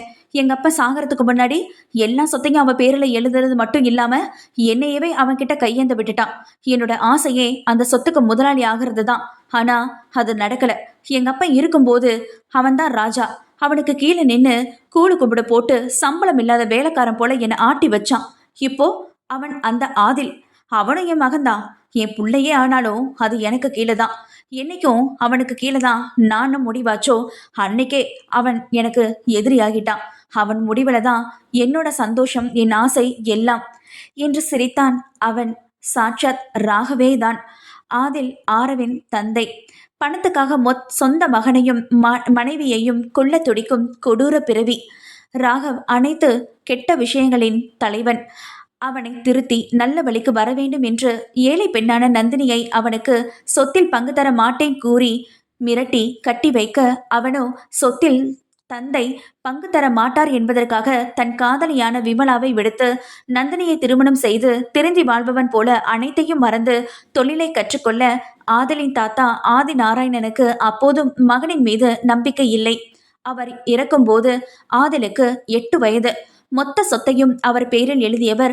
அவனுக்கு கார்டியனாக நந்தினியை போட்டு அவர்கள் இருவரின் உயிருக்கு ஆபத்து வரும் பட்சத்தில் அனைத்து சொத்துகளும் ஆசிரமத்துக்கு சேர்ந்துவிடும் என்று பதிந்து வைத்துவிட்டு போயிருக்க, ராகவோ நிலை கொள்ளாத கோவத்தில் தகித்தவன் விமலாவின் வற்புறுத்தலில் நாடகமாடி அவளை தன் வீட்டிற்கு வர வைத்து விட்டான். மனைவியின் முன்னிலையிலும் நல்லவனாகவே நடந்து கொண்டான். ஆதிலுக்கும் நன்கு விவரம் தெரிந்தது. அவனும் வளர்ந்தான். அவன் ஆசைப்படியே மருத்துவராக. அவனுக்கு விமலாவை பிடிக்காது. ஆனால் அண்ணா அண்ணா என்று சுற்றி வரும் ரியாவையும் ஆரவையும் அத்தனை பிடிக்கும் அவனுக்கு. அன்று ஆதிலின் பிடிவாதத்தின்படி வெளியே செல்ல ஆதில் கவனக்குறைவில் வரும் வண்டியை கவனிக்காமல் நிற்க, ராகவோ ஆதலை காப்பாற்ற போய் அவன் மாட்டிக்கொள்ள பதறிப்போய் ஆதில் தந்தையை மருத்துவமனைக்கு கொண்டு செல்ல அவன் இறந்து விட்டான் என்று கூற, நந்தினி அந்த அதிர்வில் திக்பிரமை பிடித்தவர் போல ஆக, ஆதிலோ தந்தையை பார்ப்பதா, எங்கோ வெறித்து கொண்டு நிற்கும் தாயை பார்ப்பதா, இல்லை தன்னால் தான் தந்தை இறந்து விட்டார் என்று குற்ற உணர்வில் எதையும் கண்டு கொள்ளாமல் அப்படியே அமர்ந்து விட்டான். அடுத்து நடந்த அனைத்தும் விமலா ராகவின் திட்டங்கள். விமலா ஆதலின் குற்ற உணர்வை அவ்வப்போது கிளற அவன் அனைத்தையும் மறந்தான். அவன் டாக்டர் என்பதையும் தாயையும் தன் குற்ற உணர்ச்சியால் கண்டு கொள்ள மறந்து தொழிலில் கவனத்தை செலுத்த ஆரம்பித்தவன் அப்படியே இறுகி போனான். விமலா நந்தினியை அவள் கட்டுப்பாட்டில் வைத்துக்கொள்ள முடிவு செய்தவள் கொஞ்சம் கொஞ்சமாக அவளை அடிமையாகவே மாற்றி இருக்க, ராகவ் இறந்து போனதாக காட்டிக்கொண்டவன் மறைவாக இருந்து ஆதிலை ஏமாற்றி சொத்தில் கையெழுத்து வாங்க முயற்சிக்க, எதுவுமே பலனளிக்காமல் போக விமலா மாட்டிக்கொண்டதை அறிந்தவன் யாரும் இல்லாத நேரத்தில் தன் ஆட்களின் மூலம் அங்கிருந்து அழைத்து வந்துவிட ஆதில் மேலும் எச்சரிக்கையாக இருந்தான். அவன் வீட்டுக்குள்ளே வந்து செல்லும் அளவிற்கு விட்டதை எண்ணி அதிர்ந்தவனுக்கு அப்போதுதான் புரிந்தது, விமலாவிற்கு பின் யாரோ இருப்பது. அது வரையிலுமே அவருக்கு தன் அன்னையின் மேல் காழ்ப்புணர்ச்சி என்று மட்டுமே நினைத்திருந்தவன் அதற்கு பின் யார் என்று தேடத் தொடங்கி இருந்தான். அவனின் தேடலுக்கான விடை தெரிய ஆதில் கொடூரத்தின் உச்சமாய் ராட்சசனாய் மாறி நின்றிருந்தான். யட்சினி 13. விமலாவிற்கு பின் யாரோ ஒருவர் இருப்பது புரிய அவரை தேடத் தொடங்கி இருந்தான். நாட்களும் கடக்க வைஷுவும் அவளின் கனவை நிறைவு செய்திருக்க, ஆதலின் நண்பன் மருத்துவமனையிலேயே அவள் பணிபுரிய தொடங்கியிருந்தாள். வைஷுவிற்கு நந்தினி தன் தந்தையின் தங்கை என்பது தெரியும். ஆதலின் அவர்களின் மீதான வெறுப்பிற்கு காரணத்தை அறிந்து கொள்ள நந்தினியை நாடினாள். வைஷு, அத்தை, அப்பா அம்மா என்ன பண்ணாங்க? நீங்களும் அவங்க கிட்ட பேச விரும்பல, அவங்கள ஒதுக்கி வச்சிருக்கீங்க. அப்புறம் உங்க பையனும் அவங்கள வெறுக்கிறாங்க. என்ன காரணம்? என் அப்பா யாருக்கும் எந்த துரோகமும் செஞ்சது இல்லை. இன்னைக்கு வரைக்கும் உங்க புள்ள என் குடும்பத்து மேல வெறுப்பை மட்டும்தான் காட்டிட்டு இருக்காரு. சின்ன அத்தையோட பையனையும் சுட்டு கொன்னுட்டாரு. அவங்க பாவம் தானே, இவ்வளவும் பண்ணது அவர். அப்புறம் ஏன் அப்பாவை துரோகின்னு சொல்றாங்க? எனக்கு புரியல என்று பரிதவிப்புடன் வினவியவளின் தலையை தடவி விட்டவர். நந்தினி, அது அவனுக்கு சின்ன வயசுல ஏற்பட்ட அனுபவம்டா. நான் ஆதில் அப்பா விமலாவை கல்யாணம் கல்யாணம் பண்ணி கூட்டிட்டு வந்தப்போ ஆதிலோட இந்த வீட்டை விட்டு வெளியே போய் எங்க போறதுன்னு தெரியாம தவிச்சு அண்ணன் வீட்டுக்கு போகலாம்னு அங்க போனேன். அங்க என்னை கட்டி குடும்பத்தோட கடமை முடிஞ்சதுன்னு நிம்மதியா இருந்தவங்களுக்கு நான் இப்படி போய் நிக்கவும் அவங்களுக்கு பாரம்னு எங்களை உள்ள விடவே இல்லை. உன் அப்பாவும் உன் அம்மாவும் என்னை வெளியே இழுத்து தள்ளி அடிச்சு துரத்திட்டாங்க. அப்போ ஆதலுக்கு 8 வயசு. அதெல்லாம் அவனோட மனசுல ஆழமா பதிஞ்சிருச்சு. அவங்க கொஞ்சம் புரிஞ்சுக்கிட்டு நடந்துக்கிட்டு இருந்தா நானும் கஷ்டப்பட்டு இருக்க மாட்டேன். அந்த கோபம் நாட்கள் கடக்க கடக்க அவனுக்குள்ள அவங்கள பிடிக்காமலே போயிடுச்சு. மத்தபடி சந்திரனை என்ன காரணத்துக்காக கொண்டான்னு எனக்கு இப்போ வரைக்கும் தெரியல. உயிரோட அருமை தெரிஞ்சவன் அவன். காரணம் இல்லாம ஒரு உயிரை கொல்ல மாட்டான். அதுக்கு பின்னாடி ஏதோ ஒரு விஷயம் இருக்கு. அவனே வருவான். உன்கிட்ட கொஞ்சம் பொறுமையா பேசுவான். நீயும் கேட்டுக்கோ என்று கூறியவனின் மடியிலேயே அமைதியாக தலை சாய்த்து கொண்டவளுக்கு தன் குடும்பத்தின் மீதான வெறுப்பும் புரிந்திருந்தது. ஆதலின் மனம் ஏனோ அன்று நிலையில்லாமல் துடித்துக் கொண்டு இருந்தது. அன்று மருத்துவமனைக்கு சென்று இருந்த வைஷுவை யாரோ கடத்தி விட்டதாக தகவல் வர தேடலின் முடிவில் அவர்களை காலனாய் மாறி இருந்தான். வைஷுவின் பாதுகாப்பிற்காக அவளின் பிறந்தநாள் அன்று ராகவ் அவளுக்கு பரிசளித்திருந்த கைகடிகாரத்தில் பதிந்திருந்த ஐபிஎஸ் மூலமாக அவளை வைத்திருக்கும் இடம் தேடி சென்றிருந்தான்.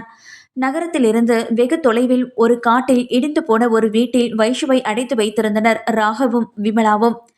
ஆதில் மட்டுமே காரை எடுத்துக்கொண்டு வந்திருக்க வரும் வழியில் அத்தனை ஆக்ரோஷமாய் வண்டியை ஓட்டியிருந்தான். அந்த வீட்டிற்குள் காலடி எடுத்து வைத்தவனே, ஹோ, வெல்கம் மை சன் என்ற குரலை வரவேற்க அந்த குரலை இனம் கண்டு கொண்டவனுக்கு இதுவரை இருந்த ஆவேசமும் ஆத்திரமும் மறைந்து போய் கண்களில் கண்ணீர் வழிய உடல் நடுங்க பார்த்திருந்தான் தன் தந்தையை. அப்பா என்றவனின் குரல் தந்தி அடிக்க அவர் அருகில் ஓடி சென்றவன் அவரின் முகத்தை வருடியவன் தாவி அணைத்திருக்க அப்போதுதான் உணர்ந்தான். அவர் தன்னை அணைக்காததையும் அவரின் உடல் மொழியையும் நொடியில் புரிந்து கொண்டான். அவரின் மாற்றத்தையும் அவருக்கு பின்னால் கை கால்கள் கட்டிய நிலையில் இருந்த வைஷுவும் அவளின் வேண்டாம் என்ற தலையசைப்பும் சொன்ன செய்தியில் நடுங்கித்தான் போனான் அவன். மறுபடி அவரை பிரித்தவன், யார் நீ என்று கர்ஜிக்கும் குரலில் வினவியவனை கண்டு சிரித்த ராகவ், இப்போதான் உன் வாயால அப்பான ஆசை தர கூப்பிட்டிய கண்ணா, அப்புறமும் யாருன்னு கேட்கிற என்று நக்கலாக கூறியவரை கடும் கோபத்துடன் பார்த்திருந்தவனின் முதுகில் கத்தியை இறக்கி இருந்தாள் விமலா.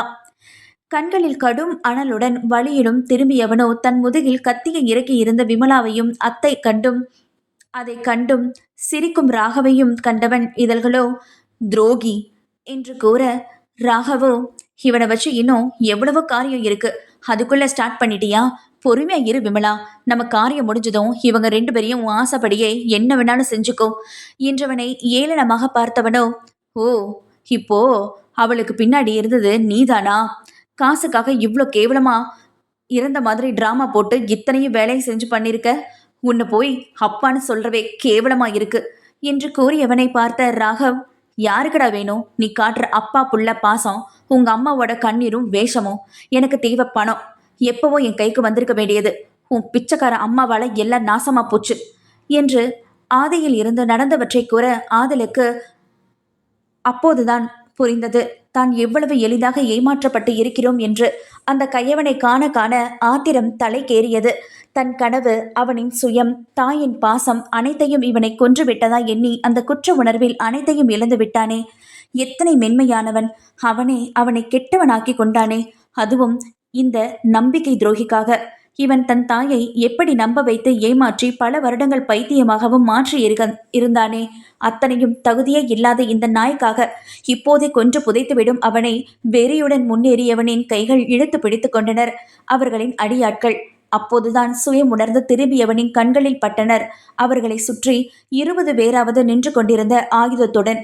ராகவ், என்னடா பார்த்துட்டு இருக்கீங்க, பிடிங்க அவனை என்று கூற, அவளை பிடிச்சு இழுத்துட்டு வாங்கடா இங்க என்று தன் அடியாள்களுக்கு கட்டளையிட, அதில் ஒருவன் வைஷுவின் தலைமுடியை பற்றி இழுத்து வர ஆதலின் கண்களோ இரத்தம் என சிவக்க, டேய், மரியாதை அவளை விட்டுருங்க, இல்ல எவனும் இங்கிருந்து உயிரோட போக முடியாது என்று தன் சிம்ம குரலில் கர்ஜிக்க, விமலாவோ, முதல்ல நீ இங்க இருந்து உயிரோட போறியான்னு பார்க்கலாம்.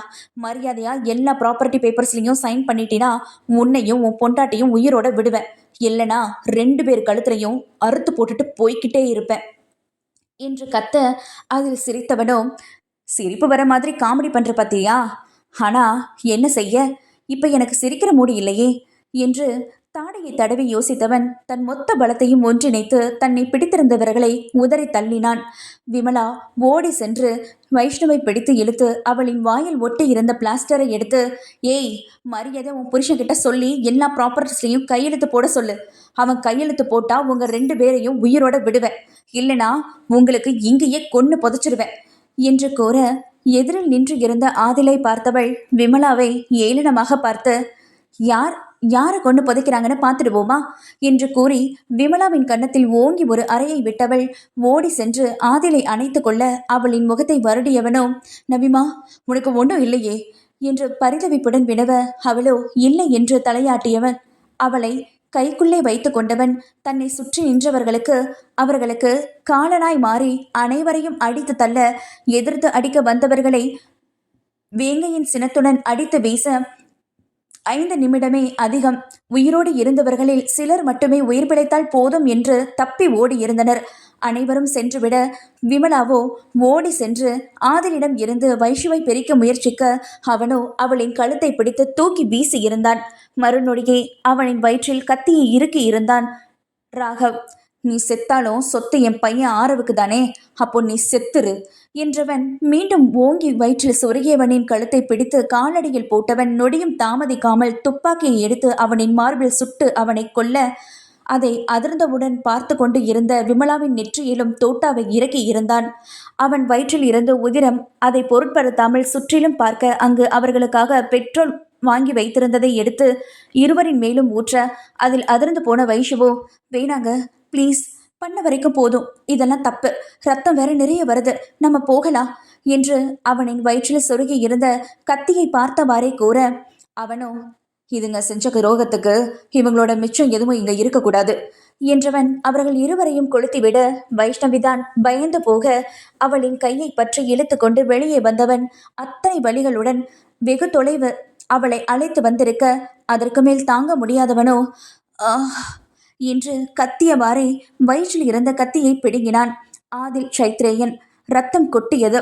வைஷு, ஐயோ, இவ்வளோ ரத்தம், என்னங்க என்று கதறியவள், வாங்க ஹாஸ்பிட்டலுக்கு போகலாம் என்று கண்களில் கண்ணீர் வர கதறி அழுக, அந்த நிலையிலும் அவளின் அழுகையை ரசித்தவன், உன்னோட கண்ணில் வர கண்ணீர் எனக்காகவா? அப்போ உனக்கு என் மேல காதல் வந்துருச்சு தானே என்று கேட்க, அவளோ, உங்களுக்கு கொஞ்சம் கூட பயமா இல்லையா? இந்த காட்டுக்குள்ள ஒருத்தரும் இல்லை, இவ்வளோ ரத்தம் போகுது, உங்களுக்கு ஏதாவது ஆயிட்டா நான் என்ன பண்ணுவேன்? ஆனா இப்ப கூட இந்த கேள்வி முக்கியமா என்று கேட்டவளை பார்த்தவன் அவனின் முகம் அருகில் இழுத்தவளோ, நீ என்னை காதலிக்கிறேன்னு சொல்லு, அந்த சாவை கூட விரட்டி அடிச்சுட்டு உன் சைத்து உன்கிட்ட வருவேன் நவிமா என்று கூறியவனையும் அவனின் பிடிவாதத்தையும் பார்த்தவள், இந்த நிலைமையில கூட என்ன துடிக்க வைக்கிற இல்ல என்றவளிடம் ஒரே ஒரு வார்த்தை, லவ் பண்றேன்னு சொல்லு, இல்லைனா இங்கிருந்து ஒரு 8 கடி கூட எடுத்து வைக்க மாட்டேன் என்று கூறியவனை அதிர்ந்து போய் பார்த்தாள். ரத்தம் அதிகமாக வெளியேறி இருக்க அவனின் நிலை அவளுக்கு நன்றாக தெரிந்தது. வலியை கட்டுப்படுத்தி இதழில் சிரிப்புடன் கண்களில் காதலுடன் அவளின் காதல் வார்த்தைக்காக தவம் இருக்க அவளோ கண்ணீர் மல்க பார்த்தவள், I love you Chaithu, I love you so much என்று கூற அதை கேட்கும் முன்னே மயங்கி இருந்தான் அவன். அவனின் கன்னத்தை தட்டியவளோ, அதில் இங்க பாரு, அதில் கண்ணத்திரு, ஐயோ இப்ப நான் என்ன செய்வேன் என்று பதற தூரத்தில் ராகுலும் குரலும் ஆரவின் குரலும் கேட்டது. வைஷு, ஆதில் என்று ராகுல் கத்திக்கொண்டே வர ராகுல் குரலை கேட்டதும் உயிர் பெற்றவளாய், ராகுல் அண்ணா என்று கத்த அவர்களை கண்டுவிட்ட ராகுலும் ஆரவும் வந்து ஆதிலை தாங்கிக் கொள்ள ஆரவ் காரை ஓட்ட காரில் வைஷுவின் மடியில் ஆதல் இருக்க, வைஷுவோ, உங்களுக்கு ஒன்றும் ஆகாது, இங்க பாருங்க, கண்ணை திரடா, சைத்து லவ் யூ, என்னை பாரு, நீ கேட்ட லவ் நான் சொல்லிட்டேன் தானே, அப்புறமும் ஏண்டா என்னை சாகடிக்கிற என்று கதறிக்கொண்டே வர அருகில் உள்ள மருத்துவமனையில் சேர்க்கப்பட்டான் அவன். கத்தி குத்தி வெகு நேரம் ஆகி இருக்க இரத்தமும் நிறைய வெளியேறி இருந்தது. நந்தினி, வைஷுவின் பெற்றோர் என அனைவரும் வந்துவிட வைஷுவோ தனியாய் கண்களில் நீர் வடிய எங்கோ வெறித்து கொண்டு இருந்தாள்.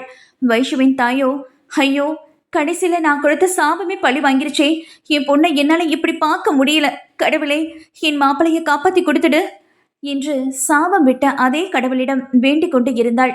வைஷு அங்கு என்ன நடந்தது என்று யாரிடமும் கூறவில்லை. விசாரணை நடத்திய போலீசாரிடமும் தன்னை கடத்தியவர்கள் குத்திவிட்டு தப்பி சென்றதாக மட்டுமே உரைத்திருந்தாள். நந்தினிக்கு எதையும் தெரியப்படுத்தக்கூடாது என்றுதானே ஆதில் அவர்களை தடயம் இல்லாமல் எரித்தது. அனைவரையும் தவிக்க வைத்து கண்களை திறக்க சுற்றிலும் அனைவரும் நிற்க, நவிமா ஐ லவ் யூ சொன்னதானே என்று கேட்க அவளுக்கு அழுகை மட்டுமே வந்தது. அங்கு இருந்த ராகுல், ஏண்டா இப்படி அவளை படுத்தி எடுக்கிற? ஒரு தடவை இல்லை, நீ கண்ணு முழிக்கிற வரைக்கும் அவள் லவ் யூ மட்டும்தான் சொல்லிக்கிட்டு இருந்தா, போதுமா என்று கேட்க ஆதலின் இதழ்களோ சிரிப்பில் விரிய வைஷ்வோ ஓடி சென்று அவனை அணைத்து கொள்ள அனைவரும் நாகரிகம் கருதி வெளியேறினர். அவள் அணைத்ததில் அவனின் வயிற்றில் கைப்பட ஆ என்று முனக, அச்சோ சாரி, தெரியாம பட்டுருச்சு என்று அவள் பதற அவனோ அதையும் ரசித்தான். அதில் கோபம் கொண்டவளோ, நான் அழுதா அதையும் ரசிப்பீங்களா? எனக்கு கஷ்டமா இருக்கு. அவனோ, நீ அழறது எனக்கா? இருக்கும்போது நான் ரசிக்கணும்ல என்று கூற அவளுக்கோ அவனின் பேச்சில் சிரிப்புத்தான். 1 மாதம் கழிந்திருக்க ஆதலுக்கு உடம்பு கொஞ்சம் தேறி இருந்தது. அன்று அனைவரிடமும் பேச வேண்டும் என்று அழைத்திருக்க ஆரவ், ராகுல், வைஷுவின் பெற்றோர், நந்தினி, ரியா அனைவரும் இருக்க அவனோ ஆரவிடம் அனைத்தையும் ஒப்படைத்து இருந்தான். அவன் இதெல்லாம் தனக்கு தேவையில்லை என்று மறுக்க ஆதிலோ அதை அவனிடமே கொடுத்து இருந்தான். நந்தினிக்கும் வைஷுவிற்கும் இதில் மகிழ்ச்சியே. தான் படித்த மருத்துவத்தையே தான் எதிர்காலமாக்கிக் கொள்ளப் போவதாகவும் தனக்கு இதை பார்த்து கொள்ள நேரம் இல்லை என்றும் சமாதானம் செய்திருந்தான்.